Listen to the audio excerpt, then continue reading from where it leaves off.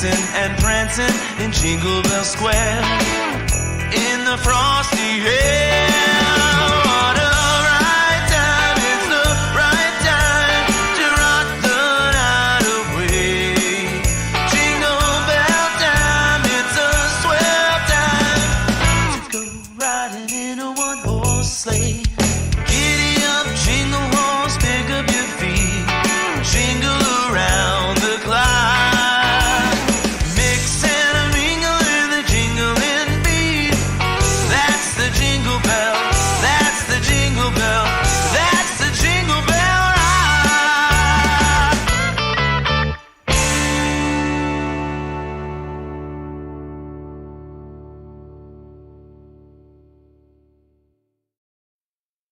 We are the ones who don't know what we're fighting for. Give us a gun and send us all off to war. We are the ones who grow up in violent homes. We are the ones who don't know what's right or wrong. I know.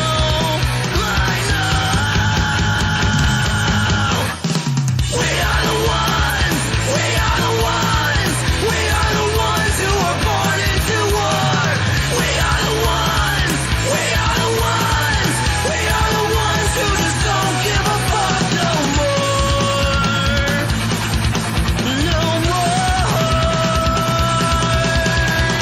We are the ones who don't know why we're losing score. Give them a badge so they could send us to the morgue.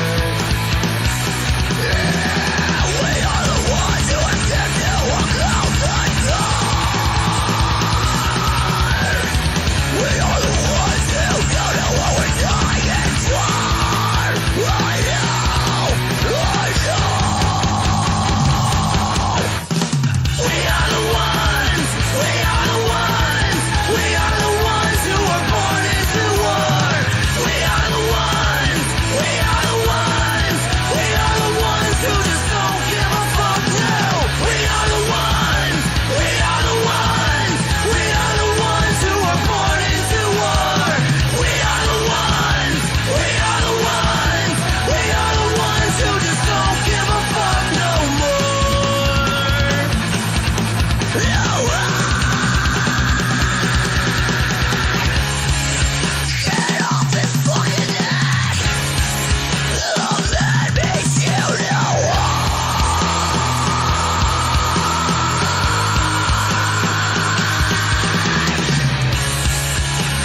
Can't fucking breathe! Don't let me shoot you!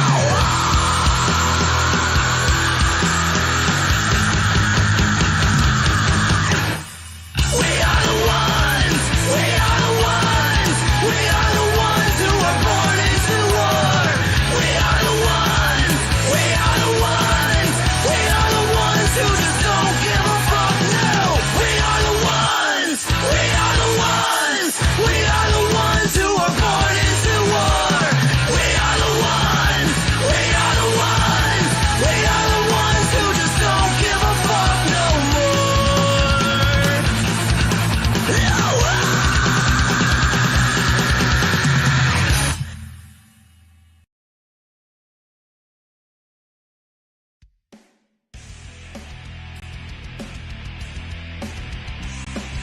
Welcome, ladies and gentlemen, to the latest episode of ImNoBookie, your home for all things combat sports and the place where every armchair quarterback can feel like Ben Bronco.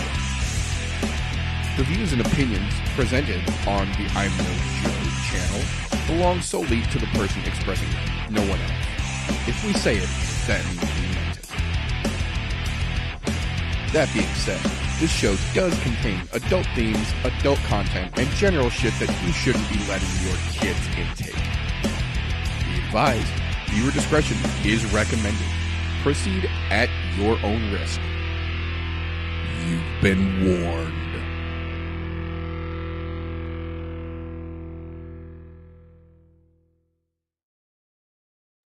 You wash your hair, you brush your teeth, but what about the nose?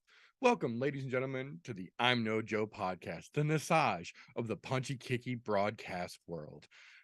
Welcome, everyone, to our end of year roundup. Us Sirius XM listeners hopefully understand and catch that reference on our lovely intro there. Tonight, as like most nights, we have got a glorious panel here ready to break down the shenanigans, shit talking, fun times, and fuckery that we have got afoot, as well as wrap up and try and put a neat little bow on the fucking nonsense that was 2022 in the year of our combat lord. So, that being said, before we get too deep into anything this evening, first and foremost, how the fuck are you gentlemen doing this evening? We're doing pretty fucking good. Yeah, right there with him. Doing good. Not gonna lie, a little bittersweet that it's the end of the year show. But on the other side of that, I know we get a couple weeks off, and to be honest, we fucking deserve it. Yeah, Dude, I agree. been a whole lot of fucking work and research that goes into this each and every week. Couple week vacation, duly fucking noted. Yeah, I'm not mad that we've actually got more than a single week off for the first time in literally months. So I will It only absolutely bums me out because I am younger, and then it's fucking more than a couple weeks. It's 4 weeks, man. This is a literal month here. We're gonna have to wait before we get some more fights. I hate it. The good part about that, though, the silver lining, as it were, to that is after that 4 weeks is up, we will be back in 2023 to kick off season 8 with an already lined up pit match ready to fucking go. And what is looking to be a potentially decent card for us to talk about that week as well. So make it through this evening, get ourselves a recap in this weekend, and then enjoy a couple weeks of much deserved R&R, in my opinion. That being said, though, Another pit match we're gonna have to make next year, me and Vincent. absolutely, I wholeheartedly support and endorse that, and anything I can do to help make that possible. I'm all about brother on brother violence. Let's do it. I absolutely will do anything I can to help that one come to fruition. So, speaking of that, can we get the Rotolo brothers to fight each other? That's what I'm kind of hoping, is that ends up, they basically, for lack of a better term, clear out the division in that submission grappling side of one, and then they end up making them fight each other, because that's almost what Bellator is down to now with the fucking Pitbull brothers. Like, there's talk of Patricky coming up to 55, and then they might fight each other for the belt to see who stays champ and who goes back down to 45. Not gonna lie, that shit would be glorious. I'd be in for it for damn sure. Not gonna lie, I'd still feel bad for him. Look, fighting your brother fisticuffs and having to knock them out. Right. That's a shitty day for any fucking sibling. Yeah, that's definitely, it's gonna have a long lasting impact, but it could be fun to watch. Yeah, that's a really long lasting impact. Every time fucking Christmas, Thanksgiving, hey, you remember that time when I knocked you out in front of the fucking world? Right. Remember that time you almost got a belt from me? Quicker than that. It's close. Almost at it. Oh, that being said, though, as we like to do around here, we will kick things off this fine evening with a little bit of news and recent events. Not a ton of news or fight announcements that have come down the pipe since we saw you folks last, but there are a couple things, and they are pretty fucking significant. So, first and foremost, there is now official speculation and now a potential investigation into photos being surfaced of Terrence Crawford boxing in split seam gloves, issuing a potential fuckery charge and some potential misgivings, as it were. The photos do not look good. They are out there. You can Google them. They are easy to find. There are plenty of publications that have very, very close pictures of it. They don't look good. And it's kind of hard to tell from the pictures that are out there whether these are just old gloves for some reason that he was fighting in, or if there legitimately might have been some fuckery afoot before this match went on, and they might have been trying to do something with the gloves themselves for this specific match. So it's kind of hard to tell at this early stage in the game, but this is definitely something that is going to give the boxing world a much undesired spotlight right now. As if a certain nameless feature isn't enough of a rash in the world of the sweet science. Now we've got shit like Terrence Crawford, a well-known household boxing name, potentially involved in some fuckery here on one side or the other. It don't look good, folks. Don't look good, but I will absolutely be keeping an eye on that one for damn sure. But speaking of don't look good, Doug fucking Crosby, as if we didn't mention his name enough last week on the what did I say recap. It has now come to light that it's not just us fans who think that Doug Crosby might have been on some bullshit. The Mohegan Athletic Commission is now officially investigating the results of Danny Sabatello versus Rafion Stotts at Bellator 289 last week, specifically in reference to Doug Crosby giving a 50-45 score for Danny Sabatello, whereas both of the other judges, including Sal D'Amato, for fuck's sake, had it properly in favor of Rafion Stotts. I believe they gave it 3-2. But Mohegan Sun is officially looking into it with potential sanctions against Doug Crosby on the table and being announced that they could be coming down on judges now for fucking around like this. I'm a little bittersweet that it's Mohegan Sun that's starting this chain off, but at the same time, if somebody's got to do it, nobody can tell Mohegan Sun what to do when they come down on it, so they can really bring the fucking hammer down here and make a fucking example and hopefully set a better fucking standard going forward, as everyone deserves. Dude, I hope they fucking banhammer the fuck out of that dude. That way it sets a precedent for other places to do the same. Yep. To understand, hey, these guys aren't untouchable when they're fucking shit up. Yep. Like, and it seems to be fucking everywhere too. So either that, or maybe that'll be something where the UFC goes, fuck, maybe we need to start taking stuff to the Mohegan, so that way we know these guys are held accountable. Yeah, bring an event up to fucking Uncasville, because you know Mike Mazzulli ain't gonna lay no bullshit go down in fucking Mohegan Sun, dude. Mike Mazzulli don't play no goddamn games. So if he's the one that's got to lead the charge, I'm telling you right now, he fucking will, and he won't give a shit. So hell yeah, more fucking power to Mike Mazzulli, dude. I love it.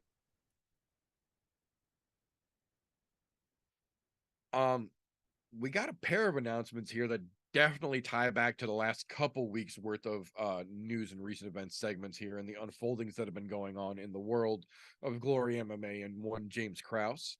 Officially announced, or officially confirmed, I guess, as of yesterday afternoon, both James Krause and Derek Miners' official suspension in the state of Nevada have been extended to include the duration of this investigation into the betting investigation, or excuse me, into the betting situation. And now the FBI is officially involved. So there are potential criminal charges coming down. This is no longer just an issue of potentially losing a fight license or no longer being able to fight. This is now potentially criminal charges of the federal variety. So it's nice to see that Nevada is standing up as well, seeing as how that's where this eventually unfolded, as it were, for lack of a better terms, in that Minner situation. So they have officially announced the suspensions on both of them. Krause and Minner are extended indefinitely until the investigation is complete, and the FBI is now officially involved. This is no longer just a well, we'll see kind of situation. Shit is officially hitting the fan. Grab your ponchos, folks. It's going to get messy. The other half of that announcement definitely ties directly back to last week's announcement, in that Ontario and Alberta had put an immediate halt on any UFC sports betting, not MMA, just UFC sports betting, while the James Krause situation was being handled. Well, since the announcement of the extension of the suspension through Nevada and the FBI's intervention now and taking over in potential criminal charges, Alberta has decided that's enough for them. They have released the sanctions on UFC betting and are allowed once again. Ontario is expected to follow suit, but has not, as of the airing of this show, done so just quite yet. So this is kind of evidence that people all the way up to the top having inside information of some variety know that this is not a situation to be overlooked, that this is going to explode. This is not an M80. This is a fucking grenade and it's about to pop. So they're being taken seriously in this situation internationally now. This isn't just a UFC problem anymore. So we'll definitely have to keep an eye out and see how this situation shakes loose. I don't remember if we mentioned it on the What Did I Say show or not. I think we did, but just in case we didn't, after last weekend's main event draw, leaving us with a still vacant light heavyweight title, Dana White kind of made history to a certain degree, in that not only did he go against what he preaches himself he never does, and making a fight match on a fight night, but he broke the news during the post-fight press conference of the next fight that will be for the currently still vacant light heavyweight title, and it will be Glover Teixeira versus Jamal Hill at UFC 283 in Rio de Janeiro, January 21st, just like Glover was offering them from the fucking beginning. So, as much as I love Jan Blachowicz and as much as I'm a fan of what Magomed Ankalaev has been doing, they both metaphorically shit the bed here, and the MMA gods have pushed that under the rug. We are moving right the fuck on. The belt will be right back up for grabs. The first pay-per-view of next year, next month. So Glover tripped right into what he wanted anyways, with potentially an easier match than either of his other two options prior to tonight. And like we talked about on Sunday's show, Anthony Smith kind of getting the screw job on this, similar to Glover a few weeks ago. But he's being smart, right? He kept his cool, stayed professional, so he's still going to have his desk job, and so he could have freaked out on live TV once he got the news broke to him. I was really impressed by him, staying cool. But he also, Jamal and him have been friendly. Like they were friendly going into their fight. Fucking Jamal called him, tried to talk to Anthony. Once he found out about the news, Anthony was going to help him with his training for Glover's fight, and has talked to the UFC. They're going to let him be the backup fighter, similar to what fucking Volkanovski did. Yeah, I heard about that last Anthony night as well. is literally getting to help train Jamal, and then if something happens with Glover, guess we're going to get fucking Jamal and Anthony's been helping Jamal fucking train. Anthony's a smart son of a bitch, man. Yeah, so I agree. Me being a fan of Anthony Smith, he's doing the best he can, even though he got the little bit of the screw job with the situation. I'm not going to lie, the irony in all of that, it starts with this irony. The former, I'll still call him the current champ, because technically he hasn't lost the belt, Yuri, decides to vacate the title as a means to say, you know what, I don't want to hold up the division. The division comes in then, holds itself up. Dana, in hindsight, Yuri should not have vacated, like we said. No. This is where it gets fucking great. Hang on. Yeah, no, it comes back around. I mean, it's a circus. It's great. It's hilarious. It's fun to watch. Oh, no. You gotta hear this through. So, fucking Universe sets it right, giving us a draw, right?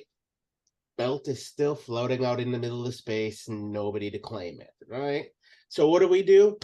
We give Glover what he asked for initially. Just, I'll take the fight with either one of those two down in fucking Brazil. I just need time to train for that specific opponent. Glover's smart. He's a fucking old man. And I love Glover. I'm not calling him an old man in a dickish way, but as far as fighting age is concerned, He's an old man, so he needs time to properly get a good game plan. That's why he's gotten himself to where he's gotten, to include becoming champion. Dana, this is fucking ironic, as he comes out and says, we're going to do Glover and Jamal at the press conference post-fight. And the reporter goes, well, thanks for the hot news, Dana. That's what I do. Bull fucking shit. You've never done that goddamn event. Go fuck yourself. Now, here's where it gets even better, though. So, you got Hill, who's going to get all of that fucking wonderful help from Lionheart Smith, right? To train for Glover, who beat the ever-living brakes off of Smith. He's literally setting fucking Hill up for failure. Now, even if fucking he takes the backup fighter position and either one of them drop out, either he wins because he gets to fight Hill because he's been training with him and knows his little intricacies, or he goes and fights Glover, gets his ass kicked again. And I hate to say that about Anthony Smith, but I have a feeling Glover still owns a very large piece of real estate in his fucking head, because there was his fake teeth shooting across the fucking room as he's telling the ref, don't stop it. I'm just saying, it was out there. He told his corner not to stop it. We had a huge conversation about that. So in a weird, fucked up way, the universe is making itself right again. And it all starts with one man. And his name is Joe. Oh, sorry. Which is fucking so if you think about all of that, that's the universe just righting the ship. Like, no, you can't have the belt. If anybody should have gotten the belt when it was vacated, it should have been the guy that Yuri had just beaten, and just give it directly to fucking. So just saying, there's some weird fuckery going on there. Yeah, I agree. But the universe always has a way of straightening itself out. I was gonna say it, as we have demonstrated by what we're talking about right now.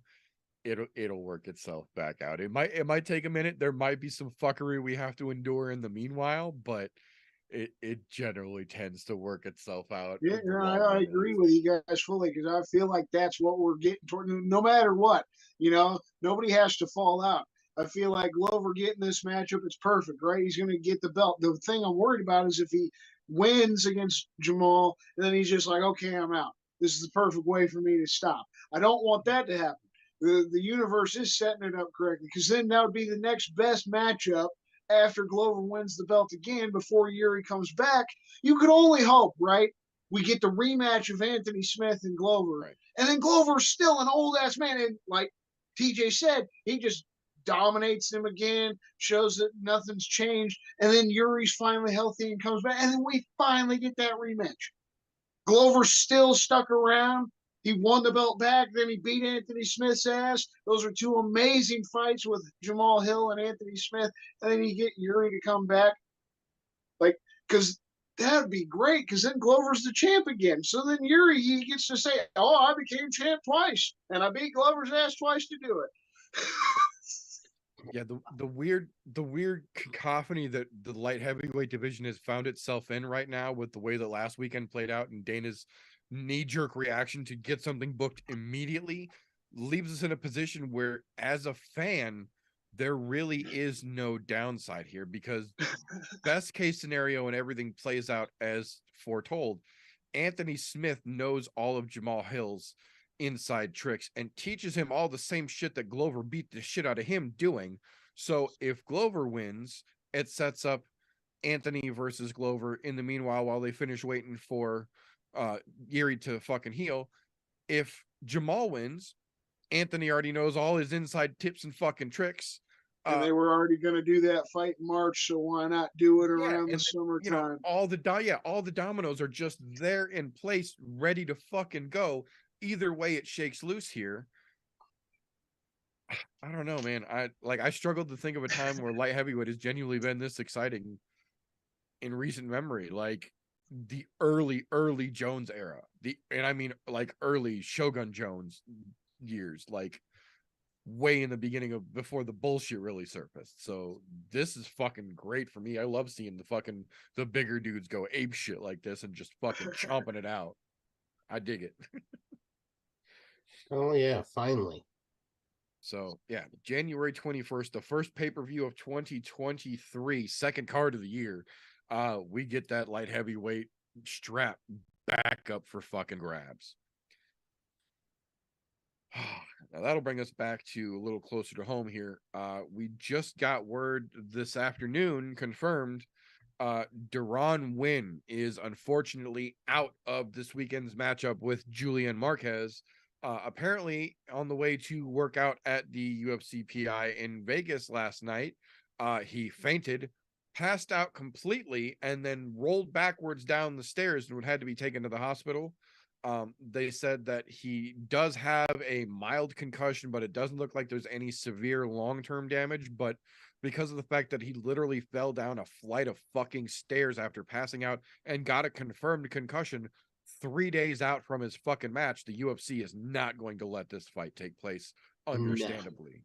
So, on one hand, that sucks for Julian because I really wanted to see that fucking match. This matchup favored Julian Marquez so beautifully, but on the other hand, you can't in any way, shape, or form be any kind of real fucking MMA fan and want them to take a dude who just fell down the fucking stairs and got a concussion and then let him fist fight 2 days later. That's just unacceptable. So No, and I don't even like mini DC, but I wouldn't do that. I was gonna say I have no love lost for that piece of shit to begin with, but I also don't want to see him get his fucking brainstem separated from something like Yeah, I this. was gonna say myself. I hope it doesn't make me a dick, but I really, when I first saw the news, I actually laughed my ass off. I was like, how fucking Yeah, hilarious until you is read that? the whole Some thing. Yeah, bullshit like this happens to DC's fucking guy.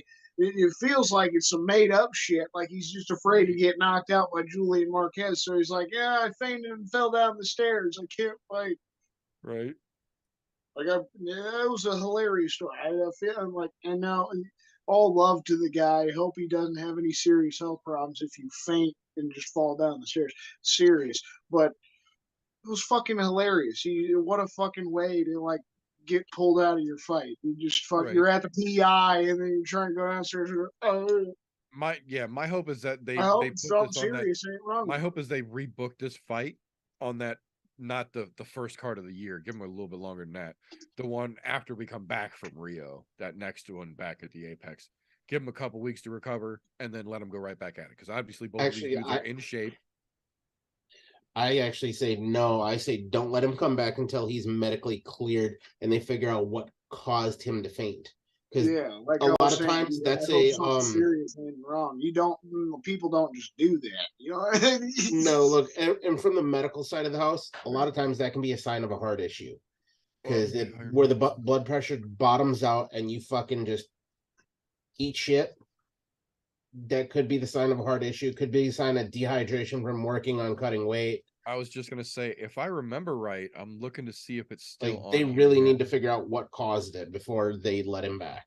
I think this fight was originally scheduled at middleweight, and I think that was part of the problem, is that neither Julian Marquez or Deron Wynn have any business fighting at 185 pounds.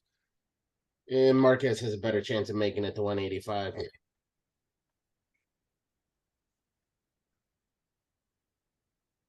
But still, I have a feeling it was either...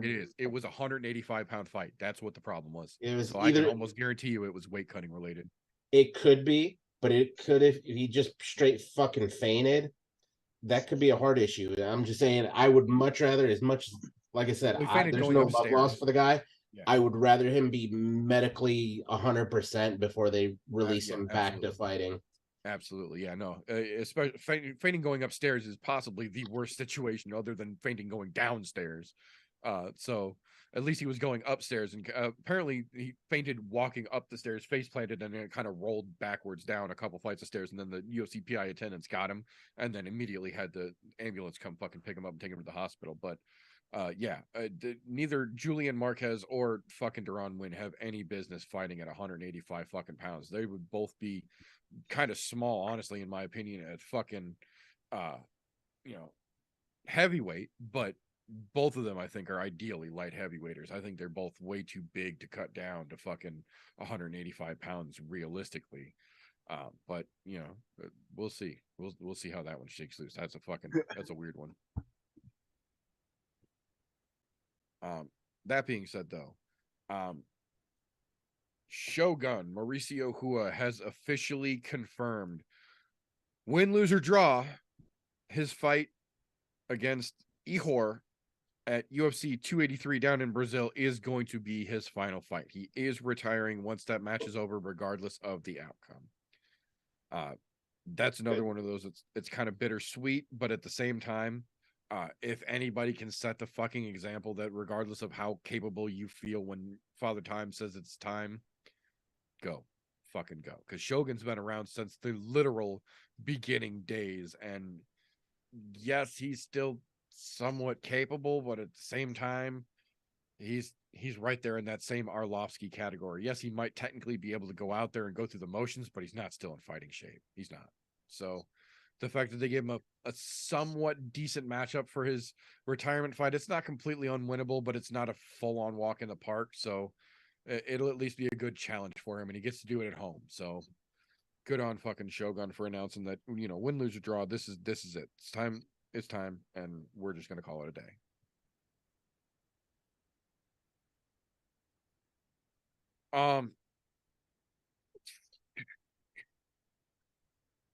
January 27th, the week after 283, the PFL Challenger Series officially kicks off their 2023 season with a night of welterweights featuring one of the most sought out men in MMA right now, the only man in existence to hold a win over Alex Pereira, Lucas the Hulk Barbosa, making his official pro MMA debut thanks to PFL. So PFL now clearly understands the value in this rivalry that Alex and Izzy have going on in the UFC and wanted to get their hat in the ring, so to speak, in this little fucking foyer. So it will be interesting to see what Mr. Barbosa can do over in PFL, because if he starts shaking up noise, no matter how this Izzy and fucking Alex situation unfolds, there's fucking potential crossover fight there for them to be able to dangle in front of Dana's face. So I'm not saying it's going to be the thing that happens, but I'm saying seeds are being planted, and it's going to be interesting to see what they produce if they fruit. That would be cute to see Dana actually entertain the thought of a crossover. Right? If anybody can do it, as excited as he was to see Alex knock Izzy off the podium, the only guy to hold a win over Alex now, if he beats Izzy again, that might be enough to get Dana's mojo rising, man. We've seen it happen before, so Yep. I don't know. I'm curious. We'll see. But the following week after that, UFC Vegas 68 going down February 4th, the day before that asshole's birthday. Just had its main event officially completely re-scrambled here. We now officially get the rebooking of Derek Lewis versus Sergey Spivak as the main event for the February 4th Vegas 68 card kicking down. Seems like whatever the hell happened to Derek wasn't too serious, so it's nice to hear that. I'm very curious how this match is going to play out, though. This could tell a lot about both of those men's future, depending on how it unfolds.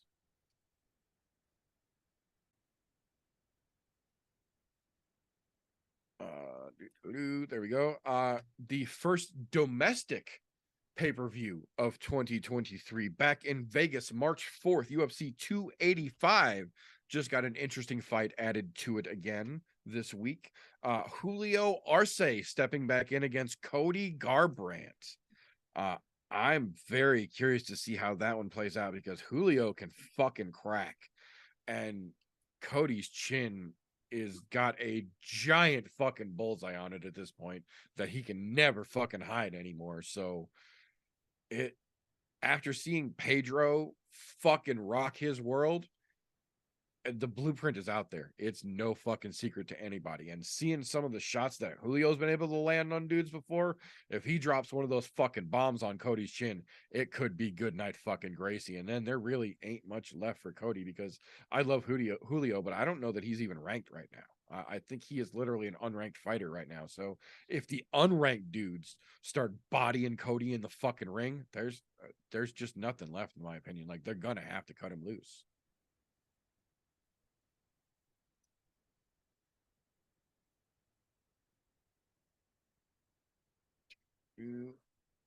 Oh yeah, I forgot. I forgot I wrote two lines on that one.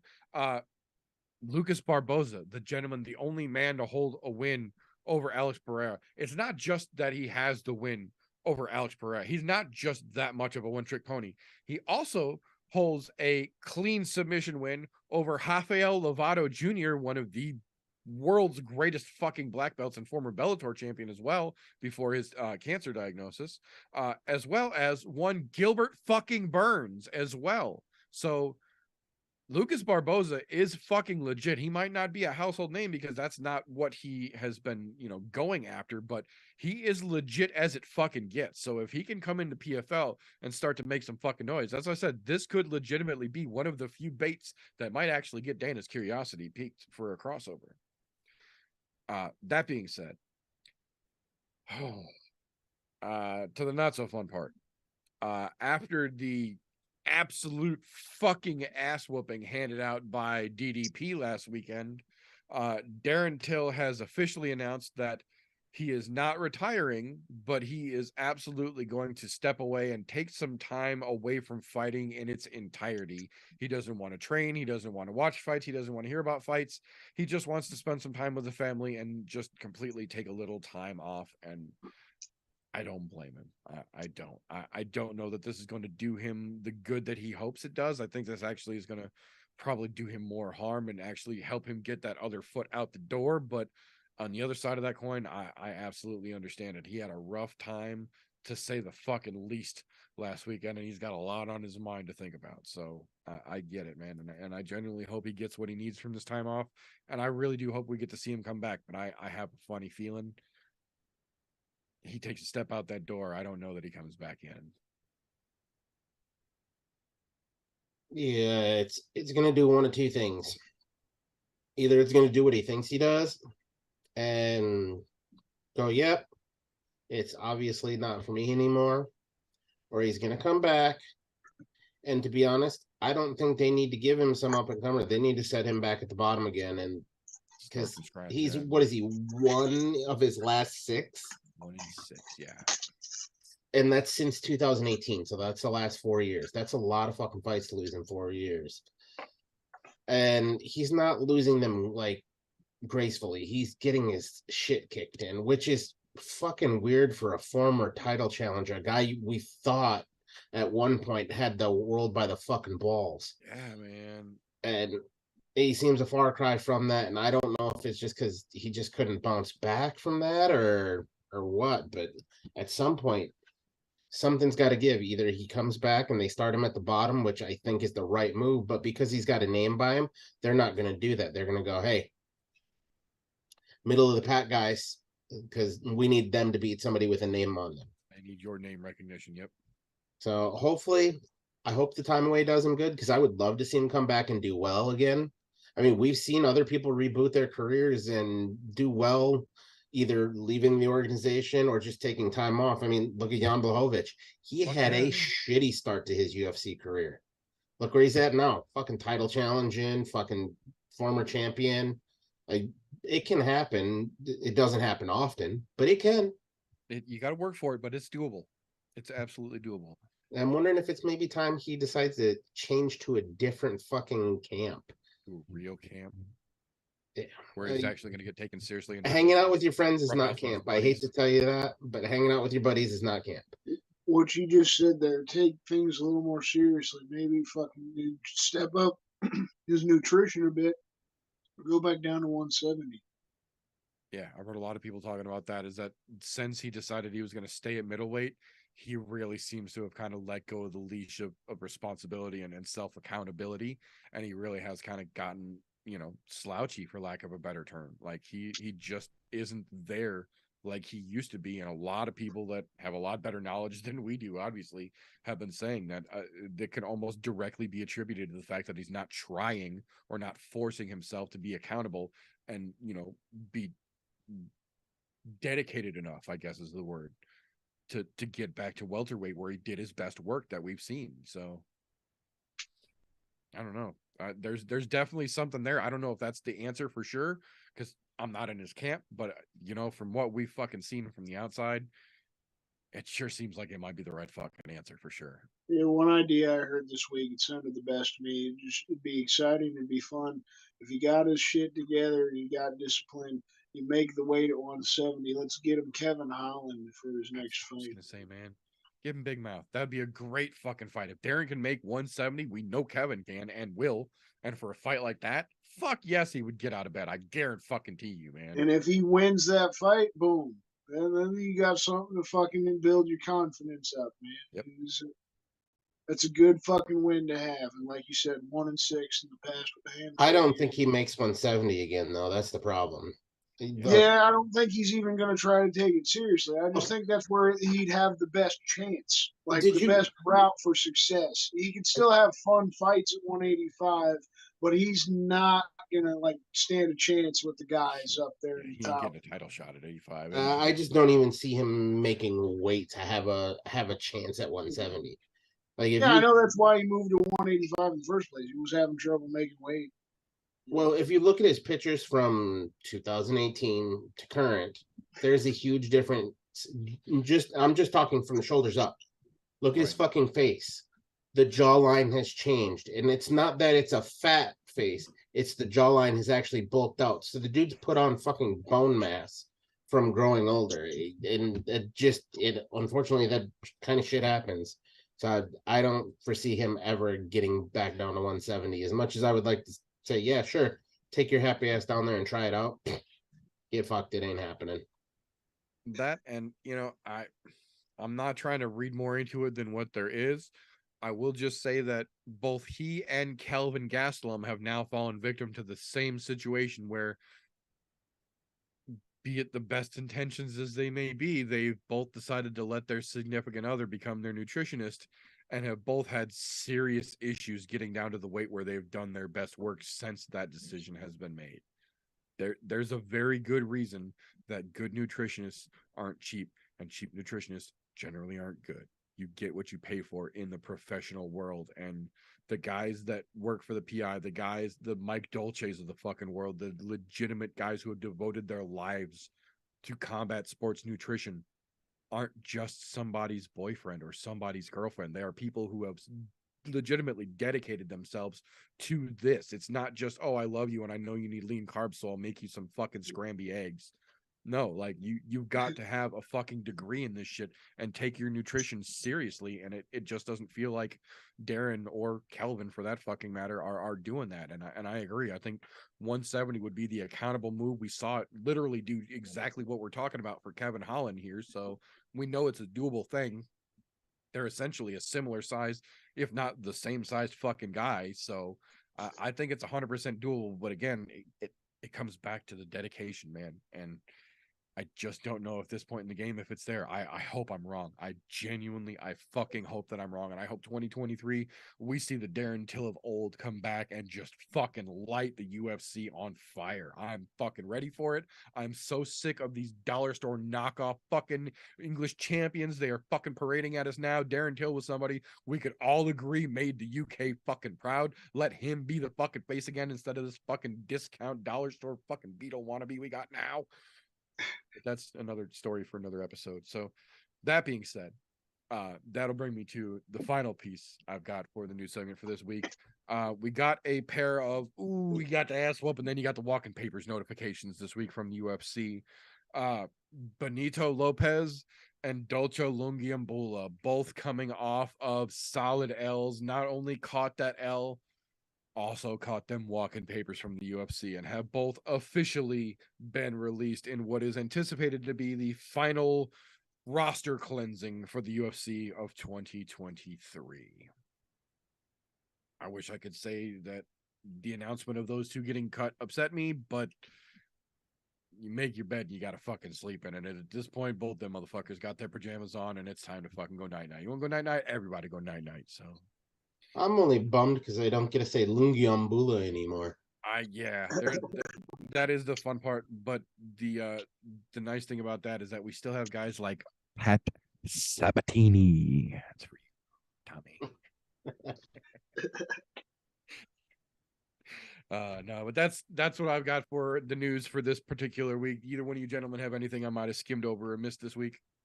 I got two things. The one thing, it's not set in stone yet, but the news came out today and tickled my pickle.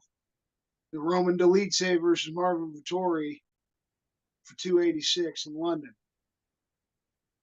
That's a hell of a step up for Dolidze. I know on Sunday we were talking about some like next matchups, and after Drickus had that win over Darren Till, we were thinking about, that'd be a good one. Get Dolidze versus Drickus next. They'd be right about the same spot, rankings and everything. They're I like, heard, it's no, only fuck verbal. that. We're gonna give Delete a top 5 dude. Last I heard, that's only verbal as of right now. That's why I didn't talk about it just yet. I would love to see that one get fucking signed and see that one take place. Yeah, it's gonna We're be an talking exciting about fight. summertime next year. Yeah, that'd be a great fucking fight. But we'll see.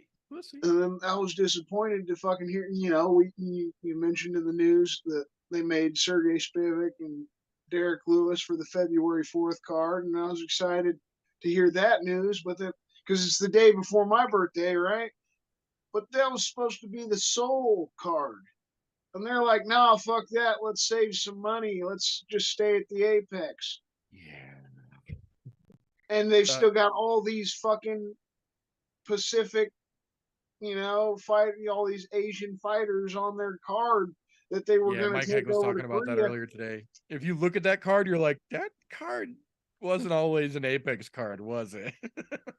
So you were going to build up your base across the world. It was going to be a great, fight night. I think the first ever time they'd be in Korea, it's huge for the UFC. And then they're like, no, fuck it. Let's save some money. Let's have nobody there, and all these young up and coming fighters, they don't get any spotlight at all. That sounds better to me because I'm all about the money. Way to UFC. Well, rumor has it that they were basically going to build that card around Zombie, and he just got hurt like literally 2 days ago and is getting ready to undergo surgery that they just haven't talked about publicly yet.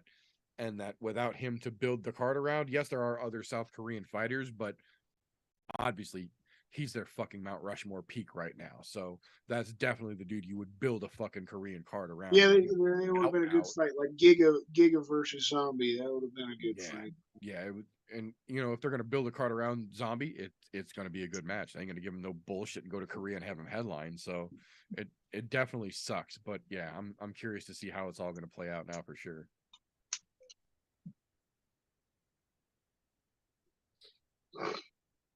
But that being said, that is our news and recent events for this particular week. Excuse me. That will bring us to the point in the show where sometimes us old farts who've been watching combat sports forever, we get set in our ways and we get locked into our habits, and we get the blinders of old age on, and we're used to watching what we watch and how we watch it and where and when we watch it. And we tend to miss the peripherals, the forest for the trees, as it were, sometimes. Luckily, though, we've got a young folk in our midst who's willing to help us old farts of the combat sports fanaticism world keep an eye on the young up and coming things and the fresh blood flowing into the world of combat sports in a segment we like to refer to as slows, cans, and contenders. Take it away, sir. All right. So with this week, since it's the end of the year, kind of, just give out the best and the worst that we've had of 2022. I'm going to give my opinions and kind of have the interactiveness, bring you guys in on it, give your opinions too. So just like obviously a few prospects to throw out there, and then I'll give my actual favorite from this year. We got Muhammad Mokaev. He's still undefeated, great up and comer. Especially after this weekend, you got Ilia Topuria.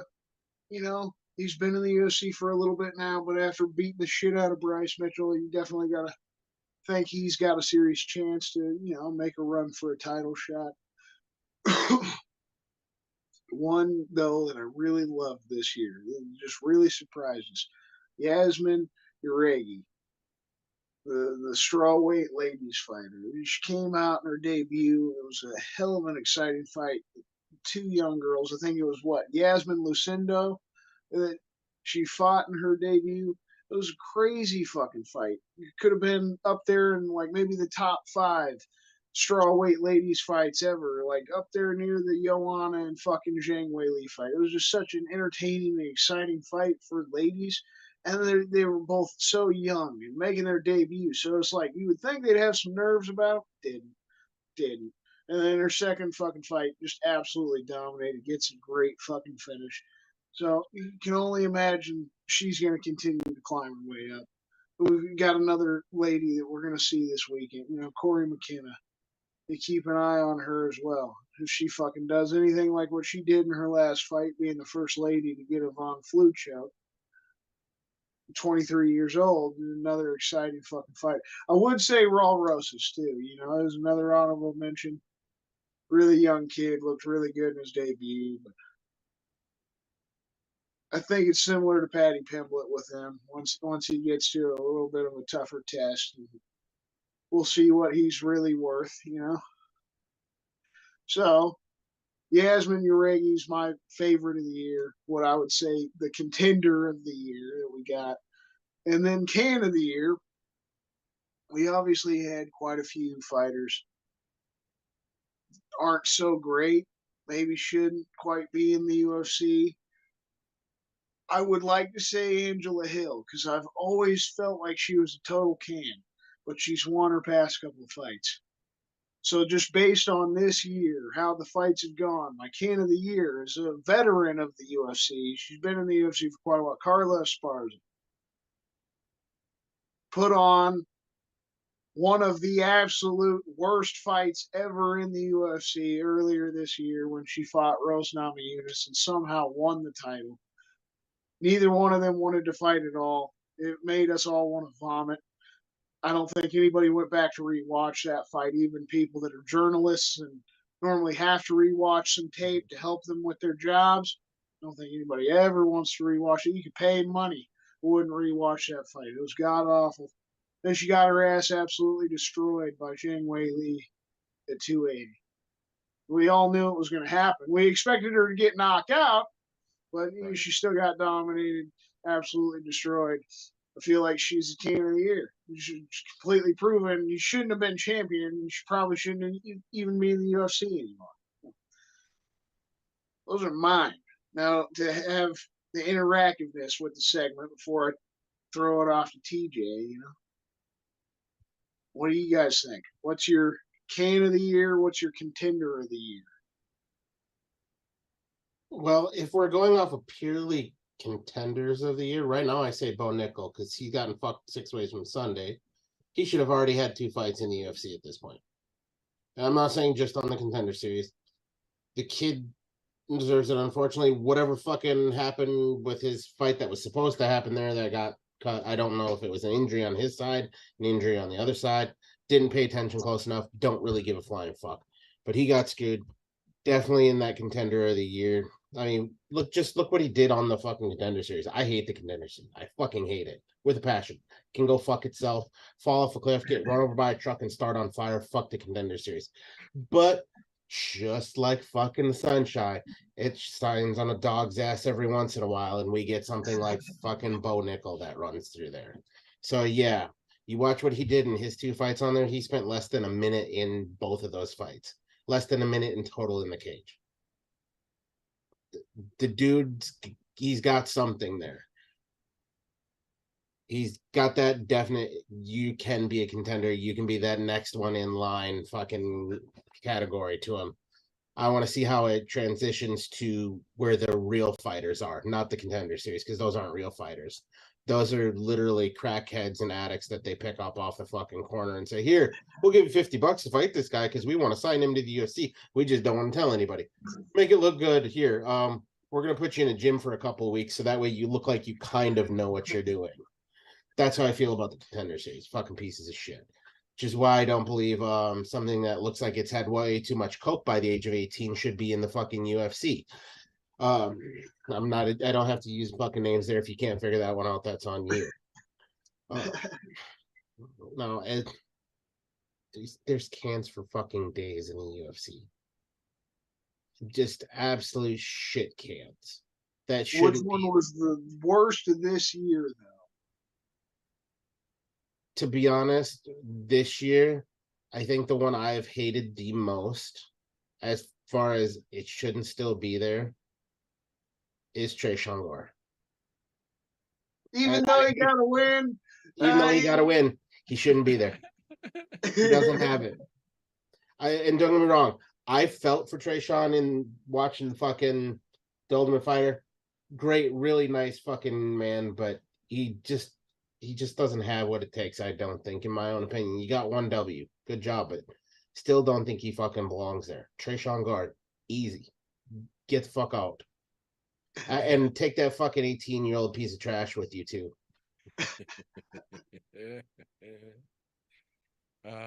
See, I got two I think pretty good ones in my opinion. So for my contender of the year is somebody who has been on both sides of the proverbial coin this year in their career. They both got a chance that, how do I put this? They took a chance that was given to them and didn't get the outcome they deserved, and then took a chance that they maybe didn't deserve and didn't get the outcome that they deserved again. So my contender of the year, I would say, would be Karolina Wojcik. She came on the Contender Series. She kicked ass and took names, and for whatever reason was the first one that Dana White admitted looked great, but for some reason, I just don't want to sign him. So then Karolina Wojcik turned around and went and fought for the fucking LFA or the fucking Invicta Championship after that. To her credit, great fucking fight, went the fucking distance, got screwed by the judges, got screwed out of the title that she should have had that might have put her back on that UFC radar. But ups and downs in a fucking year, held her head up high through both fucking matches and looked like a fucking stud both times. So contender of the year, I absolutely give to Karolina Wojcik for damn sure. Can of the year for me, I think, is probably a little bit easier, and he's actually part of the reason that we're all so fucking disgruntled this week. Mr. 0-3 dropped the fucking ball himself, Jay Perrin.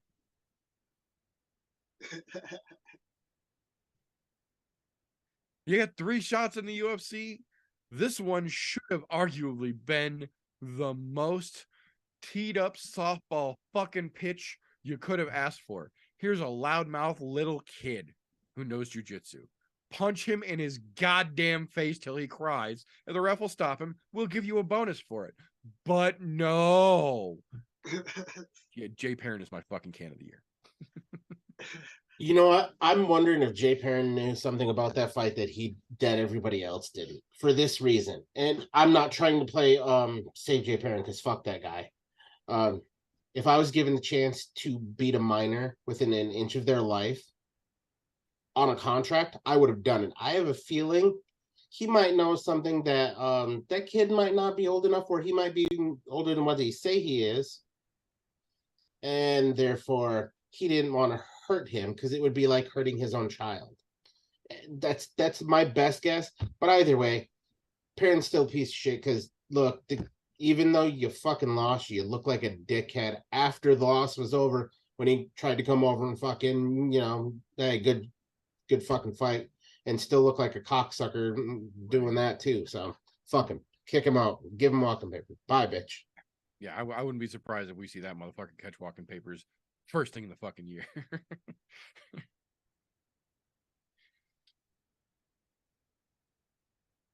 Well, I agree with both of you guys, at least with your cans. The cans are true, and the contenders are true too. You got Bo Nichols for sure, one of the probably biggest prospects in the UFC, and I mean Karolina Wojcik. A lot of people might talk shit, that you throw out a contender that's lost 2 fights this year, but I totally agree with it. Similar to like I think Izzy's kind of the fighter of the year in my eyes, anyways, because he had 3 really amazing fights. He was really close to winning. I kind of feel like it was a bad stoppage against Pereira. He didn't actually get laid out like we saw Leon do to Kamaru. So yeah, the 3 really good fights. Wojcik, she had it was that situation like Jared Gordon last weekend. You did everything that you're supposed to do, and somebody else is watching some other bullshit. I don't know, watching a couple people in the crowd having an orgy instead of watching the fight. Something for sure. Oh, good shit. Good shit. Well, thank you very much for that, sir. Much appreciated.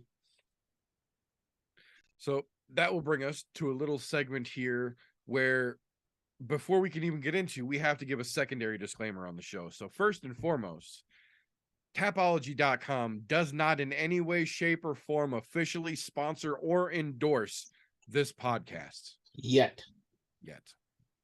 But Tapology.com does offer a free service that you can go to, make an account, join a group like ImNoBookie, all one word, no spaces, or Group 965, however you happen to search for it, like that, where you can compete with a bunch of fellow MMA fanatics like us, head to head in your MMA picks. Pick for every major fight card. We got pretty much all of them. We've got some of the smaller units. We got a bunch of different fight cards in there.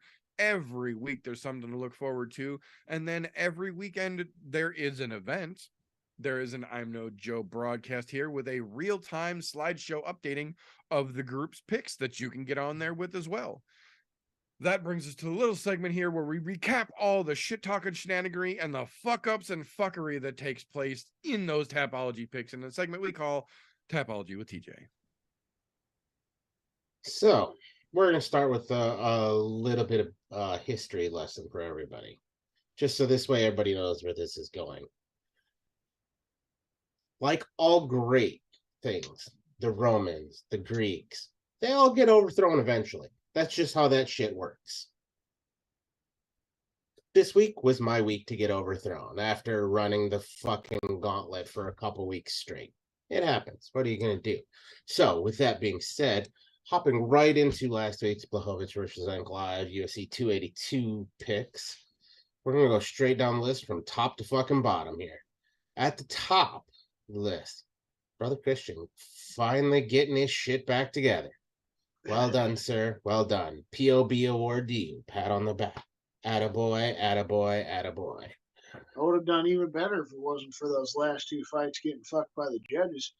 Hey, I'm just saying, I get it. And not far behind him, you barely squeaked this one out. Don finally getting back on the pony after tripping over his dick quite a bit. At a solid 5-15, only 15 points behind you. Who was really close. This was a fight for second place over here. Fucking your brother, man. Just in fucking 5-10, 5 points behind Don. Not bad at all. Yeah. And I should mention this while I'm thinking about it. Christian, you won with 7 picks correct. Don was behind you with 8 picks correct. Here's the difference. 3 perfects for you, which saved your fucking ass this week, and 2 semi-perfects. Don's 8 picks. He had 2 perfects and 1 semi-perfect. Your brother there got more picks right than the both of you. Fucking 9 picks correct, 4 semi-perfects. Still less points, because that's just the way the system works over there. Yeah, I had a laugh with him about that on Saturday. He's like, "Yeah, I just can't fucking choose the right round, man." It's a rough thing to do. It's tricky and sometimes, man. Rounding out the bottom here, got a meter himself at 490, 8 correct picks, 1 decision, 1 perfect, 1 semi-perfect. Right behind them boys, damn it. Yep. And I get the trip over the dick award. Like I said, I'm just like the fucking Romans. The mighty have finally fallen. Fucking 365 for points. 7 picks right. 1 semi-perfect. I think the fucking real kick in the nuts on this one is that I had 7 picks right. I had 7 picks right, but here's the kick in the nuts. The first half of my card, I had every fight picked correctly until the main card started. Then the fucking wheels just fell the fuck off. Yeah. It was a fucking nightmare situation. But, you know, like I said, mighty shall fall, and a new civilization will rise. Enjoy your time at the top there, sir. We're coming for you here this weekend. Well, I hope to finish out the year strong again this week. With that being said, did you notice anybody missing? Yeah, I've noticed 2 people missing. Both Tim and Lucas. Where the fuck are you? Did you get lost? Did you fall in the sauce? Did you have one too many the night before or the entire week? Come on, boys, get on board. Don't fall off. That's worse than tripping over your dick. You didn't even have the my opportunity. picks this week, so he could have copied. I know, right? So make sure you get your picks in if you want to join us. ImNoBookie over on Tapology. They don't endorse us yet.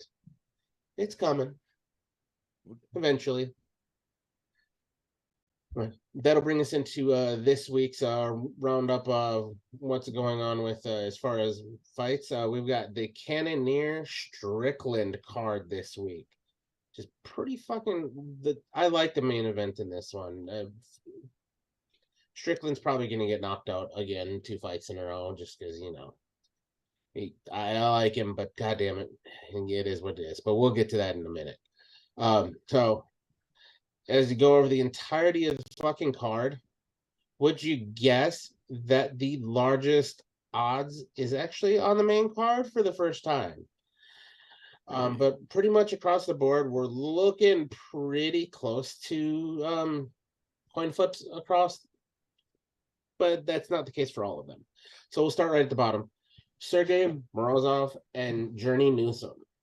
Fucking, they've got Sergey at a -300 favorite, Journey Newsom at a +250. Pretty good sizable odds gap there. It's not outrageously fucking off, but you could feasibly bet on Journey Newsom to win and make some money there. And great here, flyweights on the fucking prelims on this, and on number 9 and 12 ranked. I don't get why they're down here, but all right. So you got David Dvorak and Manel Cape. They got a +210 on Dvorak as the underdog, and they're giving the number 12 ranked Manel Cape a -250 as the favorite. I don't know that I agree with that, but it is what it is. Like I said, pretty close to a coin flip, not quite. Still one you can make a little money on if you're going to bet the underdog there. And as we go up the card here a little bit more, the next 3 fights, all pretty much coin flips. Brian Battle and Renat, I'm not going to try to say that fucking goddamn shit. I tried to learn it over the week after we talked about it last week, and I was like, yep, it's not right. We're just sticking with Renat, calling it a day. Yeah. So Brian and Renat there, you can get a +130 for Brian as the underdog and a -150. Of course, Brian's going to lose to the Russian. That's how that works. As well as Brian Battle. And you've got next one up on there, lightweight bout in Rafa Garcia. And I want to call him Misha Tate, but I know it's fucking wrong. I do the same thing. Every time I see his name, I'm like, it's Misha Tate. No. Maheshate. Yeah. If you look at it real close and you're just skimming it, you immediately think Misha Tate just because, well, it's a much more named fighter. When he made his debut, for whatever reason, John Anik went like Rain Man talking about him. So I have Maheshate. Like it's burned in my brain in John Anik's voice. So I see it and I think Misha Tate, but then I hear Maheshate. So in this one here, you get another fucking coin flip at -135 for a Rafa and a +115 for Maheshate across the fucking hands there. So another coin flipper, and brings us into a bantamweight belt with a ranked fighter and an unranked fighter.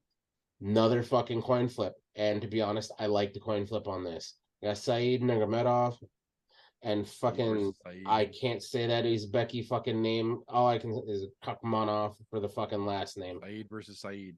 Yeah, so +100 for Said and a -120 for the other Said from Uzbekistan. The easiest way to do that.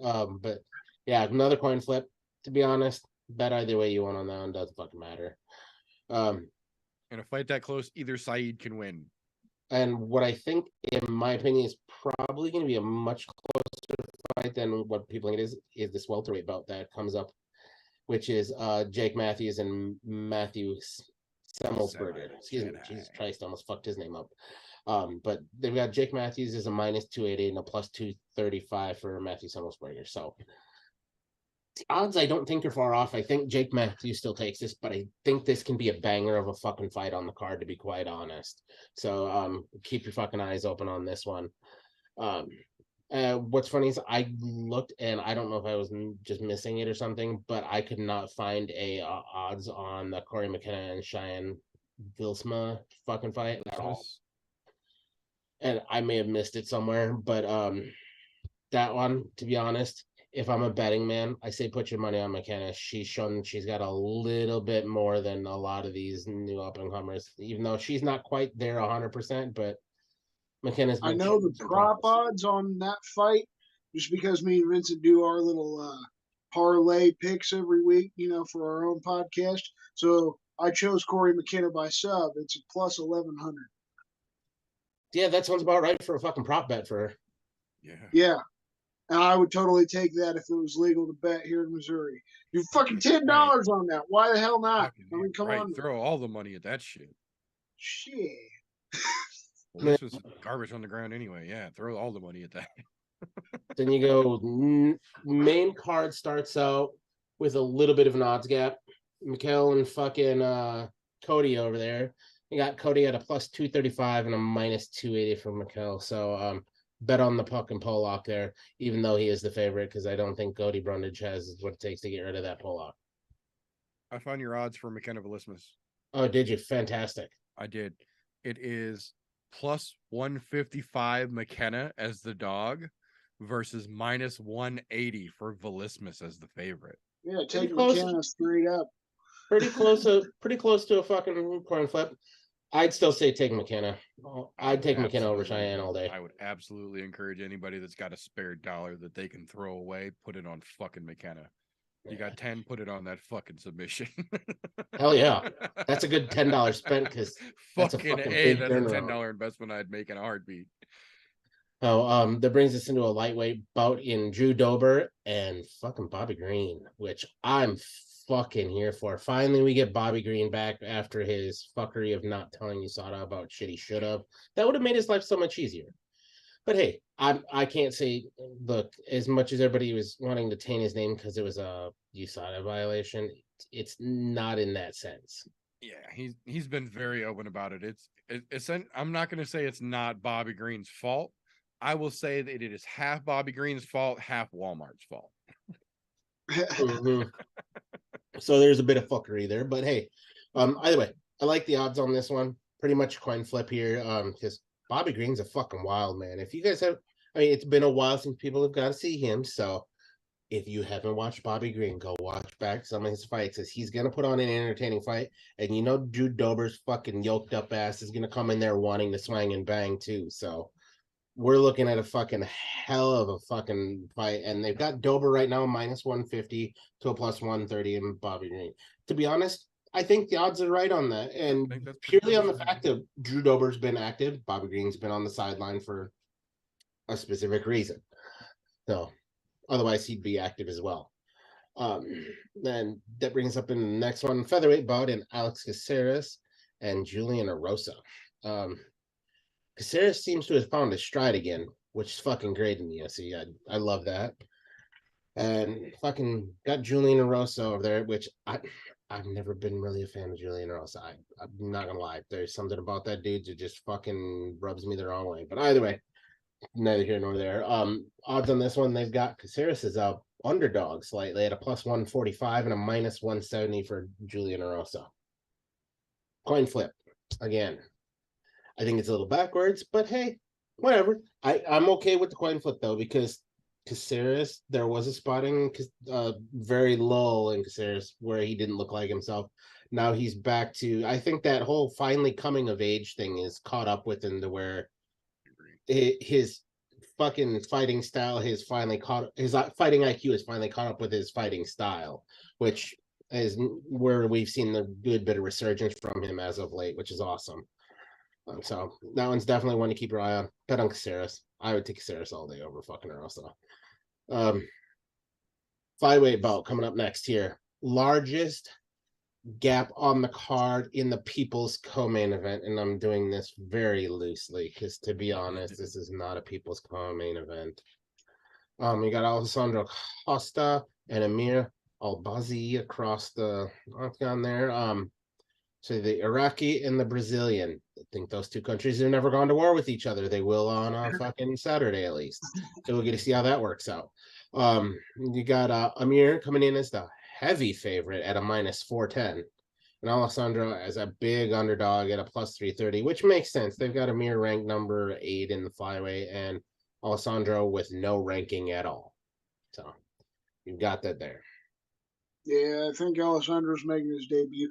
We were supposed to get Brandon Royval in there. Then it would fucking make sense to be in that spot, the People's Co-Main Event, because Albazi and Royval would actually be a banger fight. Yeah, I was looking forward to that, but with Royval being out, it kind of fucks shit up. He got hurt really bad. I think he's going to be out for a while. I'm betting a good prop bet to watch for that right now would be Costa by knockout in the first round. I bet there's huge fucking odds for that. Like, you look that up as a prop bet, I guarantee you put $10, good chance you make 1,000. Yeah, the kid does have a lot of finishing potential. It's just, just saying, it's an idea to put out there. What's $10 if you could possibly make 1,000? Because I'm guessing that's somewhere in the lines of where that fucking prop bet would be, which would be fucking wild. But then that brings us into the co-main event. Arman Tsarukyan and Damir Ismagulov. Nice. Another fucking coin flip. And to be honest, I'm here for this one as a coin flip. I like it. Minus 190 for Arman Tsarukyan. Damir Ismagulov at a plus 160. Ismagulov has shown a lot of fucking just being on point every time we've seen him. And I'm not saying Arman Tsarukyan is not, because Tsarukyan has well, but where these two are both in their careers currently, right around that top 10 area, Tsarukyan just above, Ismagulov just below. Makes sense for these guys to be a 160. To be honest, I think they're evenly armed as far as fight IQs, as well as where they're at in their careers. So I think that's a good odds on a easy 50-50 call. The only thing that worries me for Tsarukyan is Ismagulov, 19-fight win streak. Yep. Hasn't lost since 2013. He's a bad motherfucker, man. Yeah, he's a dark horse for damn sure. He is, and that's where, if you're gonna bet on it, I mean, I think that's why they didn't make the odds any wider.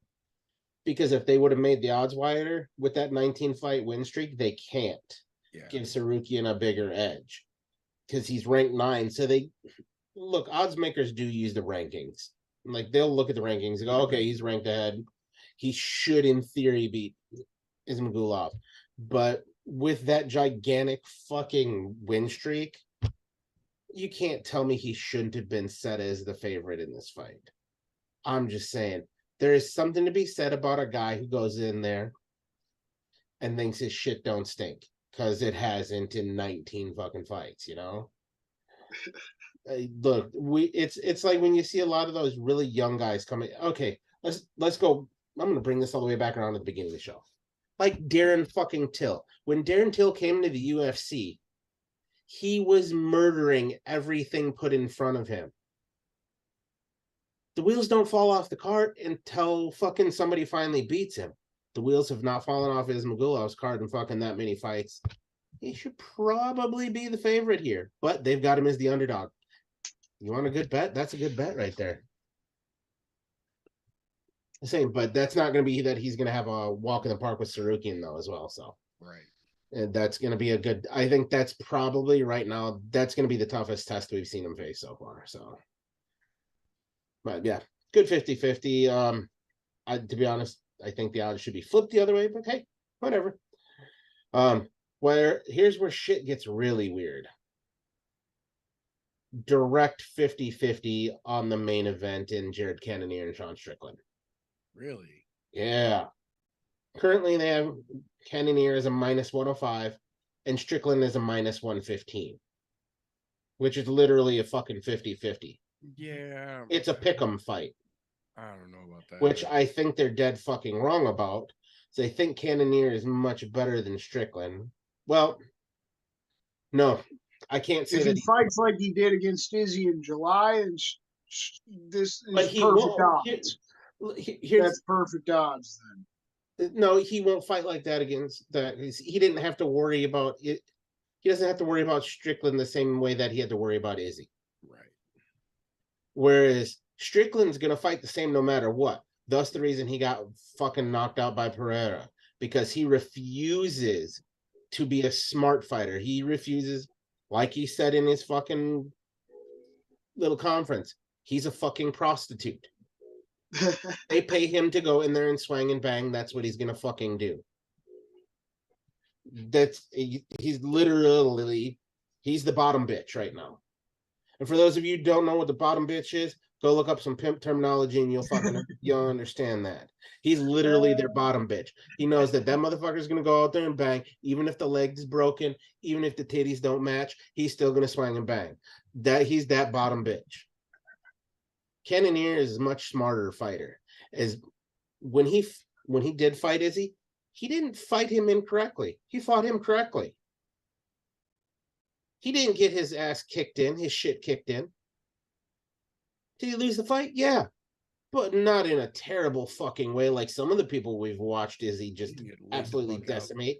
He fought him correctly. There's a reason why people booed Izzy during that fight as well. Because he couldn't fight Cannonier the way that he would normally fight someone else. Because Cannonier will fucking knock him out. So, I'm just saying, Cannonier, I think, is a much better fighter as far as fight IQ is concerned. Yeah. Power, I think it's equal across the board because Sean Strickland can knock some motherfuckers out. And he will talk shit while he's doing it, which, to be honest, I hope we get to hear. I really, really do, because it's in the Apex, so there's not going to be a lot of people in the crowd. I want to hear him yelling, "Come on, right here, let's go." That kind of shit. You know, the dumb shit. Why is your head so hard? Is your head made out of metal? Why won't you fall that's down? kind of how I picture the fight going. I picture Jared playing defensive and shit. And then I just see Sean Strickland trying to constantly push forward and talk shit. Come on, bitch. Well, like, why are you sitting there? Come on, punch me back. Well, I want to fucking bleed. Come on. See, and that's what you said right there is 100% why I think they have the odds correct. Because Cannonier is a counter striker defensive fighter. Strickland is a pressure fighter. Pressure fighters can knock out defensive fighters. Defensive fighters can also knock out pressure fighters. It's just a matter of who gets there first. And with both of these guys being similar on the knockout abilities, I think it's pretty fucking right as far as the odds are concerned. It is a good pick'em fight. It's a good one if you're doing a parlay with fucking like 3 or 4 fights in a row that you're picking. It's a good one to throw an extra one on there just to see if you can gain an extra buck or two. Well, yeah, I can agree with that. So you got some strange odds on this card. The widest odds we've seen on a fight card in a while. Which, to be honest, I think should be a lot greater considering it's a fucking last minute opponent in that flyweight bout. But with all of the fuckery that is afoot in the MMA betting world right now, the odds makers don't want any part of those minus 1100s plus 1200 underdog type situations. I don't think we're going to see crazy big odds like that for a little while. Yeah, it's not going to be until they put fucking... That'll happen when we see Valentina fight a fucking no-name off the streets. Right. Yeah, no, that's not happening for a minute for sure.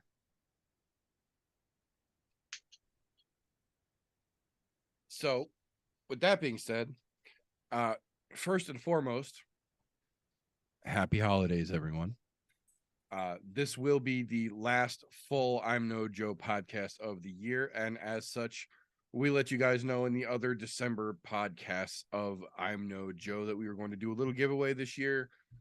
We tallied it up. We didn't announce it. It was just for the fans. The winner this year of our Christmas I'm No Joe gift card will be River Tour Don. We know how to get a hold of you, so we will get a hold of you, Don. We will be getting you a little gift card to help make your Christmas a little nicer this year as a little symbol of our appreciation. Thank you for helping make the I'm No Joe podcast a little more fun this year. So we're going to give a little back to you in our token of gratitude. That being said, seeing as how this is the time of giving here and the last card of the UFC of 2022, and honestly, the greatest card they've given us this year, we're not going to do a full breakdown. We're not going to do a pit. We're going to kind of keep it a little bit simple here because we finished this. We do have our 2022 year wrap up that we want to talk about. So to kind of help usher us through this final UFC event here, just going to keep it real simple, gentlemen. I just want to know what fight on this card, anywhere on the card, top to bottom, what one fight on this card has you genuinely excited for the final UFC card of the year? Dude, I'll take that right out of the gate. I called it when I was fucking going to the fights. It's that Drew Dober Bobby Green fight, man. I think that one has fight of the night written all fucking over it. Because you know Bobby Green is itching to get back in there. And Drew Dober is not going to let him just fucking, oh, welcome back. Here, let me lay down for you. No. Right. I have a feeling there's going to be fireworks in that fight. And I'm hoping that it is one of those fight of the year candidate fights. Just with that whole Bobby Green coming back last fucking card of the year. I'm just saying, what a Christmas present that would be for all the fucking fight fans. All the ingredients are there. Yeah, it's definitely a potential fucking awesome show for sure. Yeah, I totally agree. I'm really looking forward to it. There's a few fights I'm really looking forward to. That one's one of them. The main event, if everything plans out and it's a dirty, fucking disgusting fight with a lot of shit talking, it'll be entertaining. But I'm looking forward to the co-main event the most. Like, that's the thing I'm looking forward to do the most. I think any hardcore MMA fan is looking forward to Ismagulov and Sarukian. Like, I think that was one of the best fights of the year, Sarukian and Gamrot earlier this summer. Yeah. And Ismagulov is a hell of a motherfucker, no different than Mateusz Gamrot. Like we said, 19 fucking fight win streak. Dude hasn't lost in almost 10 years. So this is going to be a hell of a back and forth match. I kind of give the edge to Sarukian. You know, I mean, he is younger, and then Ismagulov's kind of known for going to decision. He's that kind of guy. He just wants to kind of control you, you know, ride the fight out. His past 5 have gone to decision, so we'll see how it goes. But I think, you know, just that grappling exchange and then the striking that we're going to get from Sarukian, it could be another one of those fight of the night situations. So I'm excited for it. Hell yeah. I can definitely agree with both of those for damn sure. I think for me, it's a little bit different. It's one that we did talk about a little bit in the Tapology segment here. Jake Matthews versus Matthew Selmasberger. Jake Matthews is one of those guys that came into the UFC with just a metric fuck ton of hype, tripped over his own dick almost right out of the get-go, but then recently has seemed to really start to kind of get a feel, kind of like we said earlier. His fight IQ is finally starting to catch up with his fight ability, and he's really starting to come into his own as a fighter. And Semi the Jedi is the exact same thing. He came into the UFC and tripped over his dick so fucking hard, he almost tripped himself right out of the UFC and was very much teetering on the fucking hinge, fighting for his job, and then found whatever the fuck he needed to find within himself to just turn that completely 180 and be a bad motherfucker several times in a row now. And the fact that they're going to take these two motherfuckers and put them in a cage together, I'm fucking here for it. So, that being said, obviously, there are plenty of other fights on the card for this weekend's final Vegas 66 UFC fight night from the Apex, but none of them are really that good. So what I want to do now to wrap out our final full podcast of the 2022 year of the season 7 epicness that it has been, to round it out here, our final full podcast, we're going to do a little 2020 year in review, as it were. We have, as we discussed in the pre-show here, learned from our previous mistakes. We are not going to do a full every category you can think of breakdown because last year's show was fucking long. You can go back and listen to it. We were in depth. We covered all sorts of shit, but it took so fucking long, and we just ain't doing that this year. So we're going to keep it pretty fucking simple. So, gentlemen, the first one I would like to hear your nominations for 2022 is Female Fighter of the Year. Ladies first, gentlemen. Who you got? Oh, have at it, Christian. It's all you, buddy. Well, I think this one's easy. I mean, Zhang Weili, you know, did a couple fights this year, and in both of them, absolutely dominant as hell. He knocked out Joanna Jędrzejczyk in June. Put her in retirement, man. That is fucking crazy. That was literally still touted as the best ladies fight ever that we've had in the UFC or in mixed martial arts in general. Their first fight. So that rematch was exciting as hell. Everybody was looking forward to it. And Joanna gets knocked out in round 2. And we all know Carla, like I said, she was my nomination for Can of the Year. She's not the greatest fighter at all, but she made quick fucking work of Carla and whooped her fucking ass the entire first round before she submitted her in the second. So I definitely feel you could throw Amanda Nunes in there, winning her title back, or Valentina. But Valentina did have a bit of a challenge against Talia Santos. And my biggest thing for the both of those ladies, they only fought them one time. So I know there are a couple other ladies in the UFC this year. I think Raquel Pennington is one of them. She fought 3 times, won all 3 fights. So if you want to just go by numbers and wins, she did better than Zhang, but the impact, Zhang has to be female fighter of the year in my eyes. I can agree with that on as far as impact is concerned. Now, if I'm looking at other things like largest jumps in breakout fighters of the year, things like that, I have to give it to and look, I'm 100% on board with Zhang Weili. I want to put that out there. That is my primary pick as well. However, if I'm looking at it from another standpoint, I think Manon Fiorot, she has been a fucking absolute standout. There's a reason why she's going to be the next one that's going to have to fucking bow down to Shevchenko. And as much as I hate to say it, I don't know that she's got what it takes in the stand-up game, even though she does have a good stand-up game. I think that might be the toughest test will Shevchenko take as far as a stand-up game is concerned. So I think Manon is right up there because, I mean, she absolutely fucking made Chukagian look like she didn't belong there anymore. Oh, yes, she did. And I'm not, Chukagian's not a walk in a park for anybody in that fucking division. There's a reason why she's been at the top for so long. So just saying, Manon Fiorot, she's made some fucking leaps and bounds this year, and I'm excited to see what happens next. And if she somehow manages to dethrone Shevchenko, I'll shit a chicken. But still, right now, she's up there as far as the ladies there. But definitely Zhang Weili is fucking up there, the top.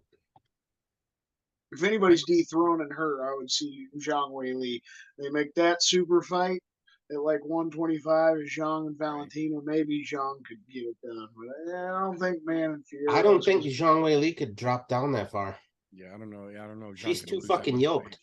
She might get. She's better off going up a weight class and trying to take fucking Nunes' belt. Yeah, I think that would be a better bet for her probably. But no, despite agreeing with both of you here, and I will say before I give my pick here, I do think it is worth pointing out the irony of the way that things have turned out here. Our younger member who generally covers the cans is now talking about the champions. Our odds maker here is talking about potential future champions here. And I, one of the more self-proclaimed rabid hardcore of the fans here, I'm going the full polar opposite, and I'm going full on newbie for my female fighter of the year. Christian actually mentioned her earlier. My female fighter of the year in 2022 is Yasmin Yaregui. Not only did she come into the fight, or come into the UFC rather, as one of the youngest females with relative obscurity behind her other than where she is from. The MMA world at large did not know a whole lot about her to begin with. She is now 9-0 as a professional, 2-0 in the UFC, and has put on a pair of spectacular performances to quite literally come from out of nowhere to star and shine as one of the brightest prospects in the ladies' side of the UFC, from my opinion here, coming out of 2022. So I agree. Zhang Weili is a bad motherfucker. Manon Fiorot is definitely somebody who is in the talk for being the next potential big thing on the ladies' side, but starting down in the mud, as it were. I'm watching out for Yasmin Yaregui in 2023. Fucking like it. That's a good choice. So, with that being said, we will flip the proverbial coin, as it were, on this one. So, for the next one, gentlemen, your male fighter of the year for 2022.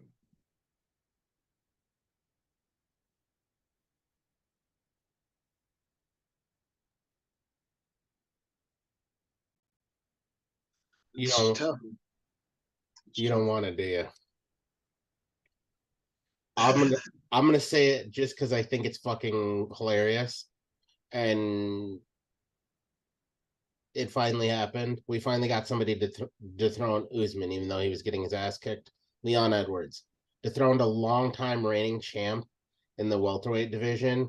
And to be honest, not a fan favorite champ around here. Not saying Leon Edwards is much better, but better than fucking Usman. Just saying that head kick ranks up there along the lines of the Holly Holm knocking out Ronda Rousey head kick. For me, that is one of those head kicks heard around the world. You're down to the fucking wire. You got to knock him out. And he goes in there and does it. And what's crazy is watching the practice for the setup prior to the fight and him throwing that exact setup and it working so cleanly. That and his coach in between the fourth round there, just screaming at him, "What the fuck is wrong with you? Do you not want this? Get off your ass and stop feeling fucking sorry for yourself." You're like, that's a fucking Rocky moment. Like, you can't script shit like that. Like, his coach was in his face in the fucking moment and literally lit the fire back in Leon Edwards that won the fucking belt for him. So and yeah, look, I absolutely understand that one. There's plenty of low-hanging fruit out there, like calling out fucking Volkanovski and shit like that. But I have to give it to Leon Edwards. You fucking came from behind, knocked out Usman. You didn't just win the title. You KO'd the fucking former champ to take that title. After coming from it, dude, you couldn't write a movie script like that, the way that was playing out, because he was getting worked fucking terribly. He wasn't just losing. He was getting it was literally a fucking Rocky movie in there. Yep. So look, Leon Edwards gets it. That gets my fucking nod all goddamn day long. I can see that for damn sure. What'd you say, Christian? Yeah, I completely agree. It's funny, fucking that was Vincent's pick, you know, when we were trying to talk about our little fucking awards we're doing for our podcast. Yeah, for me, you know, like Volkanovski's up there. Like you said, it's low-hanging fruit. Even Izzy's up there because he fought a few times this year, looked really good, would have won that fight against Pereira, things like that. You know, like I said, it's tough. It's like who I really think was the best fighter of the year is more so based on the favoritism aspect. I'd probably give it to someone just to throw it out there in the middle. Just how they've done this year, Roman Dolidze has really fucking been impressive. If we came into the start of the year and anybody said that Roman Dolidze would be in the top 10 of the middleweight division and then getting set up to face fucking Marvin Vettori next year, we'd all be wanting to string you the fuck up and hang you out in the streets. Like, you lose all rights to talk about MMA. You're a crazy son of a bitch. So everybody would have been at the beginning of the year, but that's the truth. Like, Roman Dolidze fought 3 times this year, won all 3 of them by first round finish, and he's about to fucking go fight what everybody touts, at least Marvin Vettori. Everybody thinks he's a tough motherfucker. You know, he can take an ass whooping. Maybe he's not the greatest fighter, but he takes a lot of good ass whoopings, right? So if Dolidze goes and fucks him up, wow. That's something. We have something we did not think we fucking had in the middleweight division. And it's not Bo Nickel. Right. Yet. No, I can agree with that as well for damn sure. This is actually the only one where I had to give myself an honorable mention here. And again, it's like Christian said, on the part of favoritism. I'm not even going to try and fucking hide it or pretend that it was fucking, meritocracy. No, it's 100% fucking favoritism. David Onama, like. Yeah, I wanted to say him. That's why I mentioned the favorite. He's a fucking Missouri boy. He came from relative fucking obscurity, and there are very few, even casuals, in the end of 2022 who don't know who the fuck that man is, even if his next fight has been pushed back and scrambled around 3 fucking times in the last 2 goddamn weeks, which is why we can't fucking confirm it yet. But like, he won me over even more with that fight against Nate. That Garrett Armfield fight. Lost. Fucking A, man. Those boys. He works on his gas tank. He's something special, man. I was very fucking impressed with him. I just wish we knew exactly what his immediate future holds. But as much as I didn't want to then, still don't want to now, one of the things that I pride myself on doing on this show is something that you'll hear me say 1,000,000 times, and you'll hear me say 1,000,000 times more. And that's credit where credit is due, regardless of how you feel about someone. And I don't fucking like this gentleman at all. I didn't like him before, and I don't fucking like him now, but I am not going to try and pretend what he has done in 22 isn't something that needs to be fucking discussed. And that's Islam Makhachev.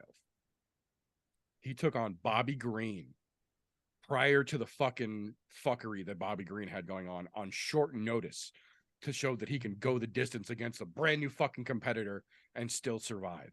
And then he came in, for the record, just like I fucking said he was going to, against Charlie Olives, one of the baddest motherfuckers the lightweight division has seen in God knows how fucking long, and just shut his shit down to take the fucking belt. Not come get it. He took the fucking belt to give to Khabib.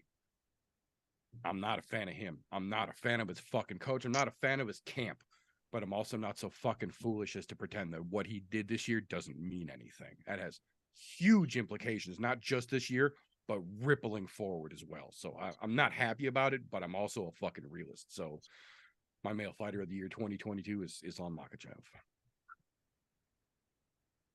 Okay. I like you throwing Onama out there as the honorable mention too. Though.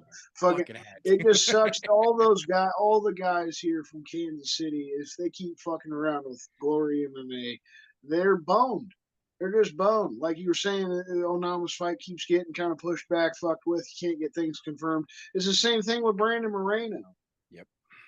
Yeah. You don't know if that fight's actually going to happen, and that's probably at least part of the reason. Like, it did need some help.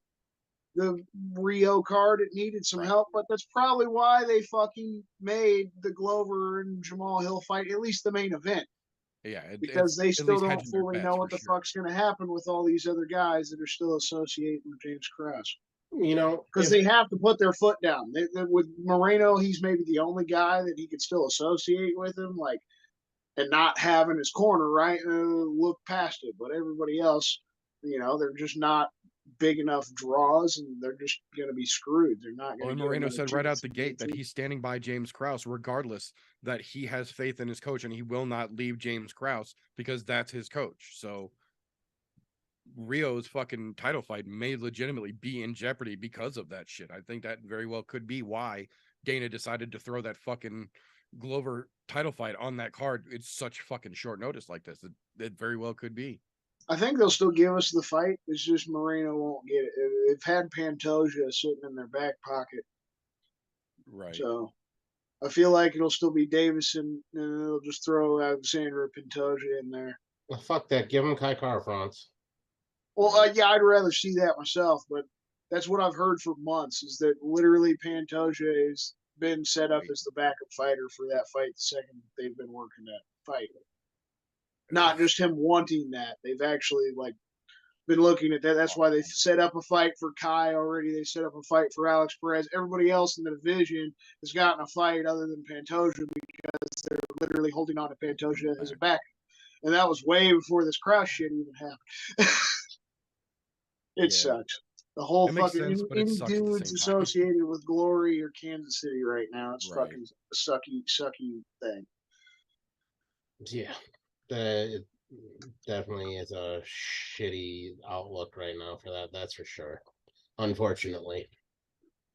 Yeah, sadly, we're gonna have to wait and see how that all plays out before we really know the future of a lot of fucking fighters as it plays out, thanks to this fucking Glory situation. So we'll see. We'll definitely keep our eyes on it, and we will keep you guys updated for damn sure. There's one I did want to mention. I forgot. He would have been my fighter of the year had fucking our just terrible luck streak with fucking main events not got a hold of them, and that would have been Tom Aspinall. Had he not got his knee blown out, I'm pretty sure he would have knocked out Curtis Blades. Yeah, I agree. But that was another one of those guys. He's been on a run, and I'm hoping he comes back next year fucking 100%. He posted a video yesterday actually on Instagram. He is back to full 100% workouts, like working on his knee that he had surgery on, working on the quote unquote good knee, as it were. Equal motion, equal weight, equal momentum, no slouch, no quivering, no fucking weakness. It looks like he is back on fucking track here. So fantastic. I'm definitely fucking excited to see him get his ass back in. That was such a terrible thing to see, and it was like fucking 2 months in a row of just fuckery. Yeah. No, hopefully next year is better, because man, I thought we were past all of the crazy shit once we got past the whole Backstreet Boys reunion tour thing. Right? Yeah, no shit. But yeah, he was definitely up there on my honorable mention, because he did have a good fucking year up until that point. Oh, yeah, he did, up until that fucking leg went. Yeah, no, I agree. But that being said, that'll bring us to the main card, as it were, here for our 2022 roundups. So the first one, gentlemen, fight of the year. 44 events, I believe it was total. No less than 11 fights per card, giving us just shy of 600 total fights for the year, I believe. Choose one.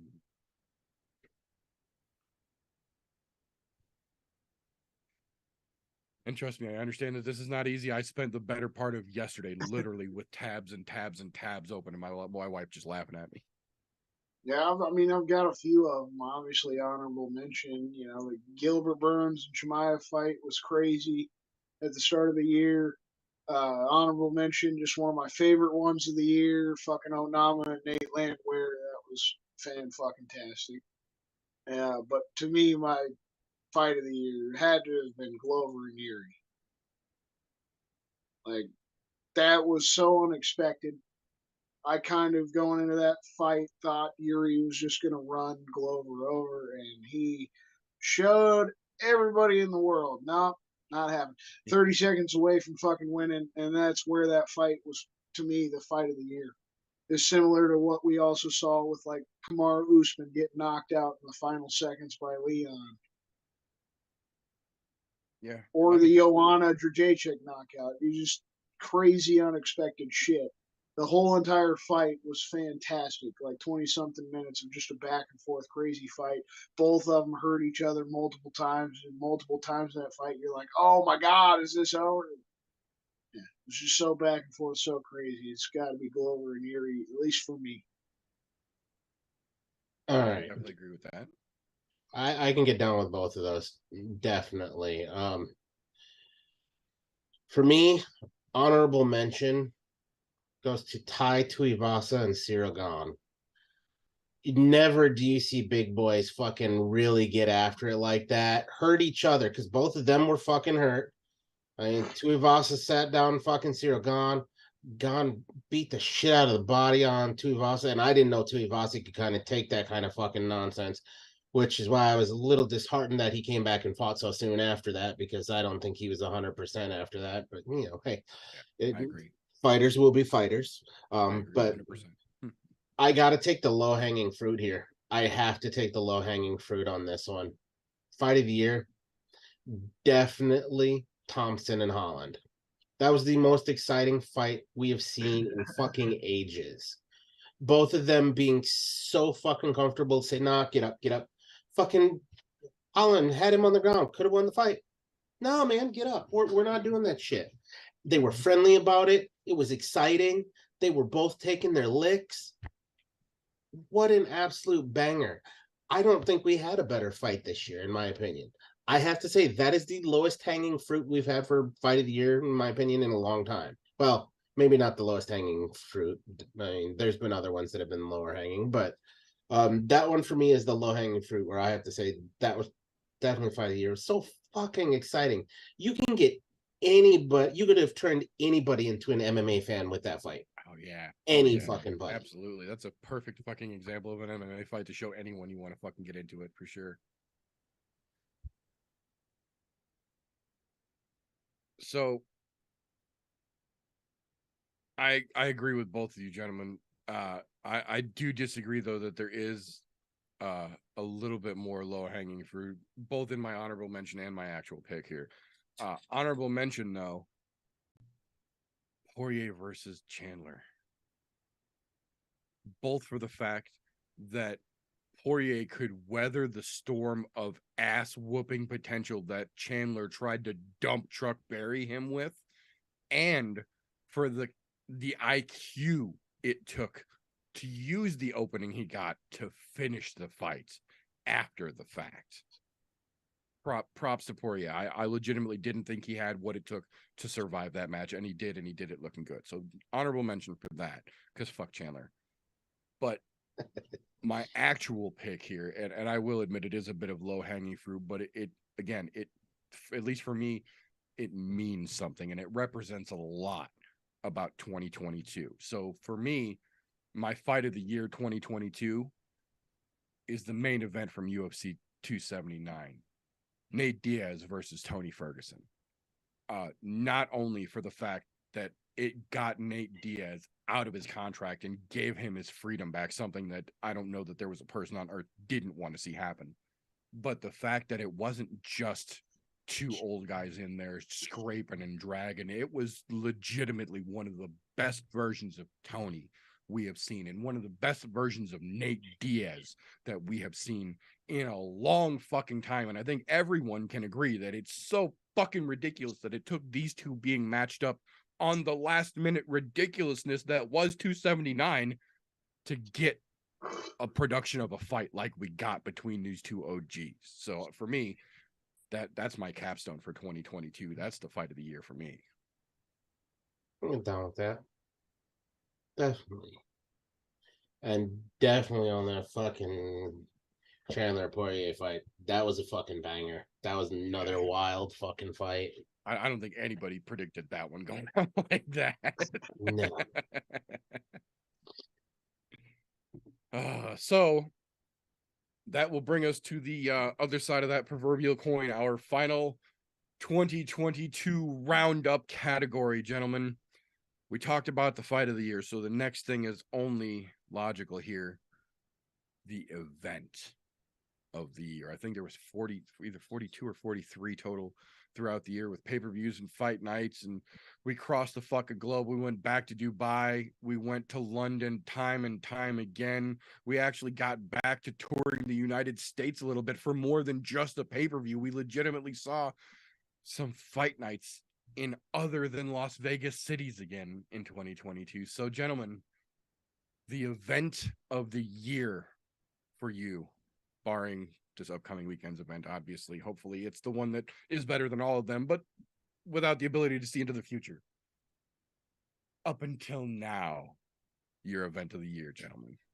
All right. Easy.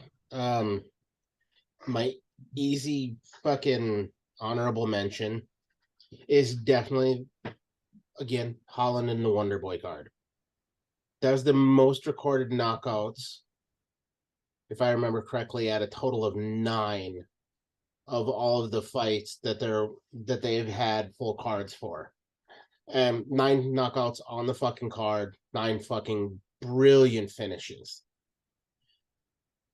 But that doesn't make my the top. For me, it had to been fucking Adesanya Cannonier's card.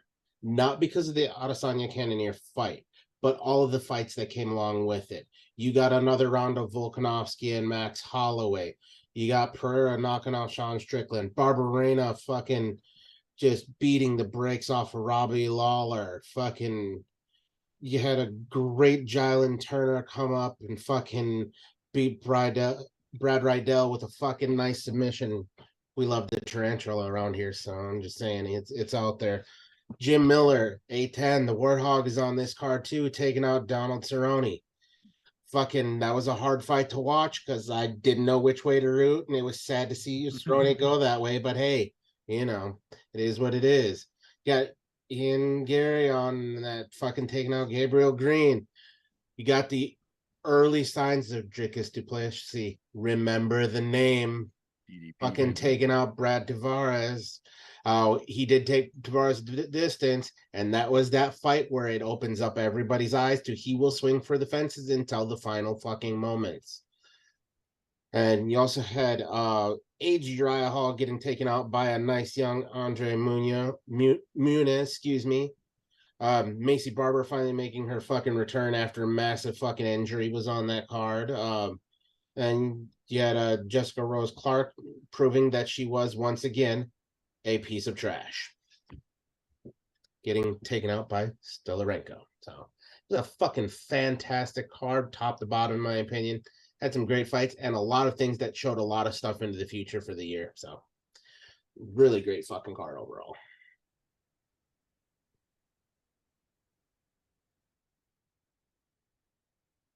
So for me, I mean, if I was going to choose a favorite pay-per-view, maybe it was like 275.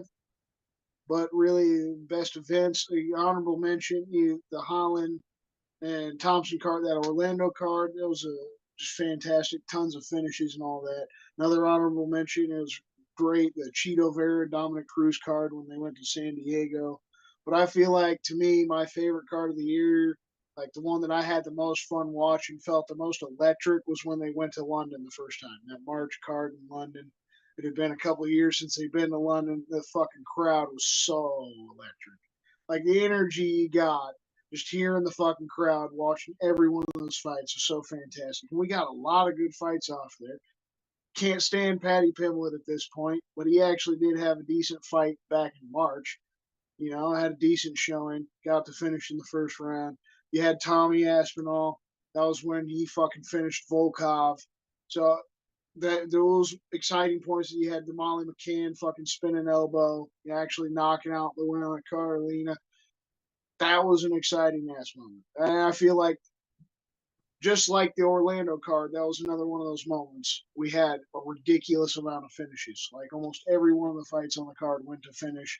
That was another one of those. Like, this last weekend, Dana's like, oh, fuck it, everybody gets a bonus. Because it was just so good. It was like it was a pay per view almost, but it was just a fucking fight night. For me, that was like the most fun. That was like the best event of the year for me. It was that March card in London. That was a good banger too. Hell yeah, that was a damn good card for fucking sure. Molly drunk as shit on the side, fucking screaming and having a blast. Yeah. No, that was a fun card for damn sure. Obviously it's been mentioned already, and I'm gonna fucking mention it again. Honorable mention, UFC Orlando. 9 fucking finishes. The entire main card resulted in finishes. The only fourth quarter card, barring next week's potential saving, that has a complete main card finish top to bottom. So you have to give fucking honorable mention to that. But since we all did, it might have just been fight card of the year, right? We all made that. I would give it B-side. I would give it B-side fight card of the year for damn sure. But for me, much like the fight of the year, 279, man. It had so many different pieces of history, both for the fights and the fuckery that unfolded with the 100+ person melee backstage. Literal last minute fight changes, 3 different fights top the fucking card, completely fucking changed the night of the fucking weigh-ins. It was ridiculousness top to bottom. And then the freedom of Nate Diaz to boot, the once again ever flexing combat fucking Shemaev going in and just literally body slamming Kevin Holland into retirement. Like 279 was one of those fucking pins that gets stuck in the year 2022 that you can't flip the page without looking at, in my opinion.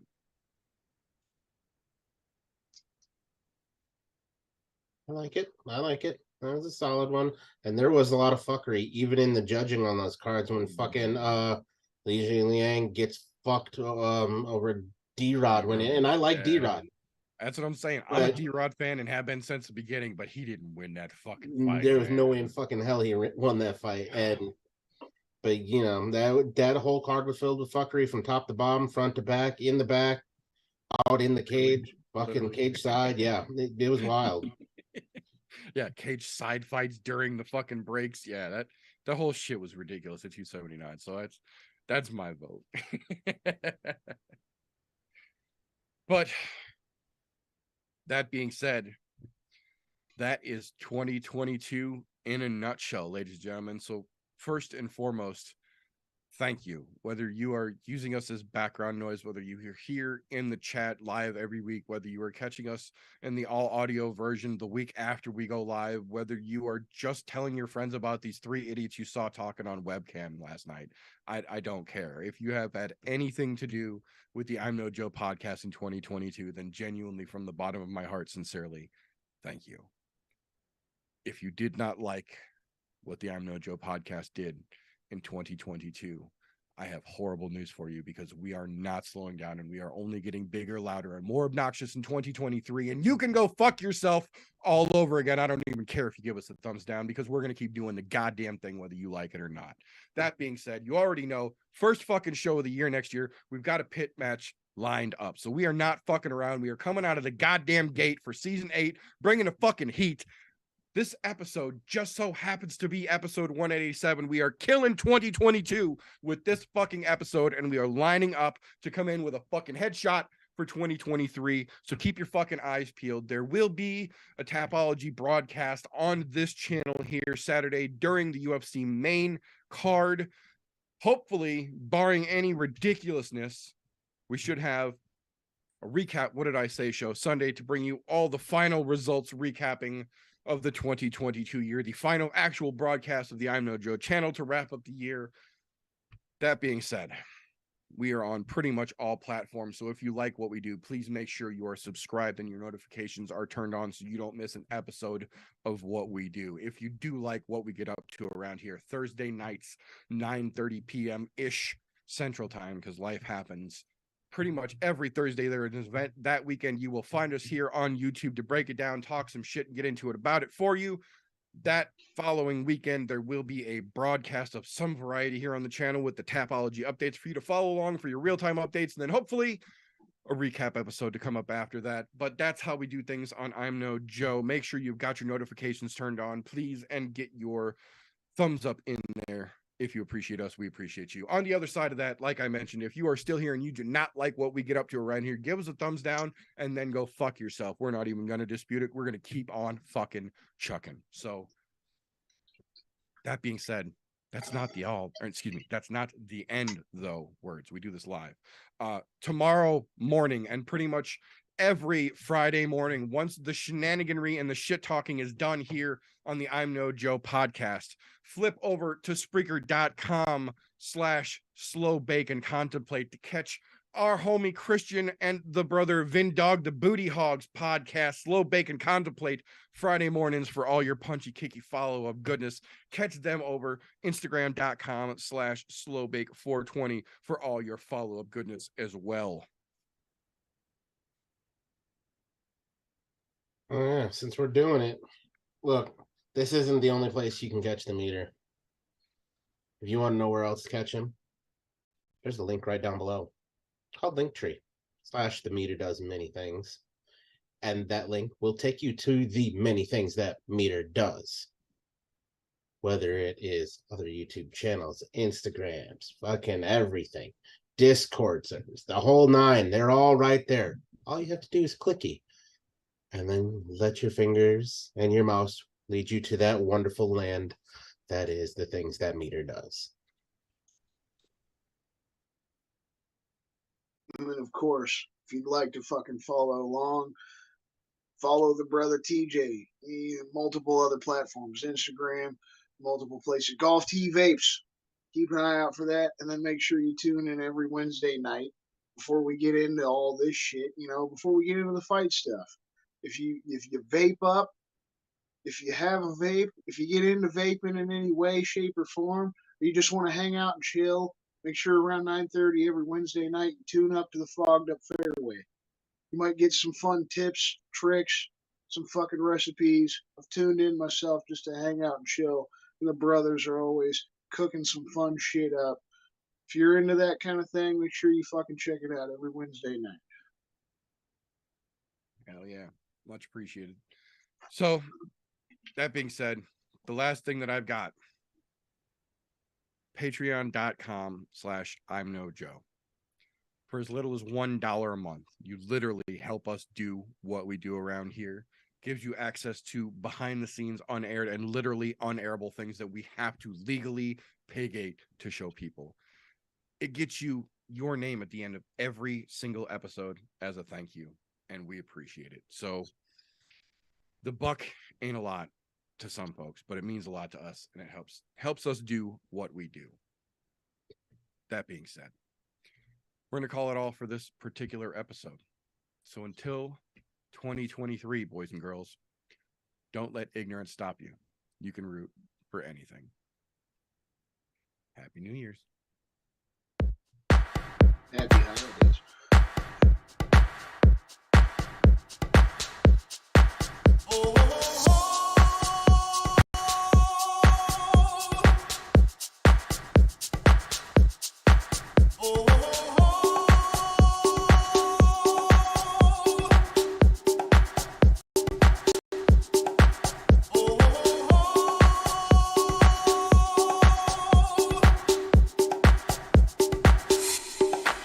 Everybody was kung fu fighting. Those kids were fast as lightning. In fact, it was a little bit frightening.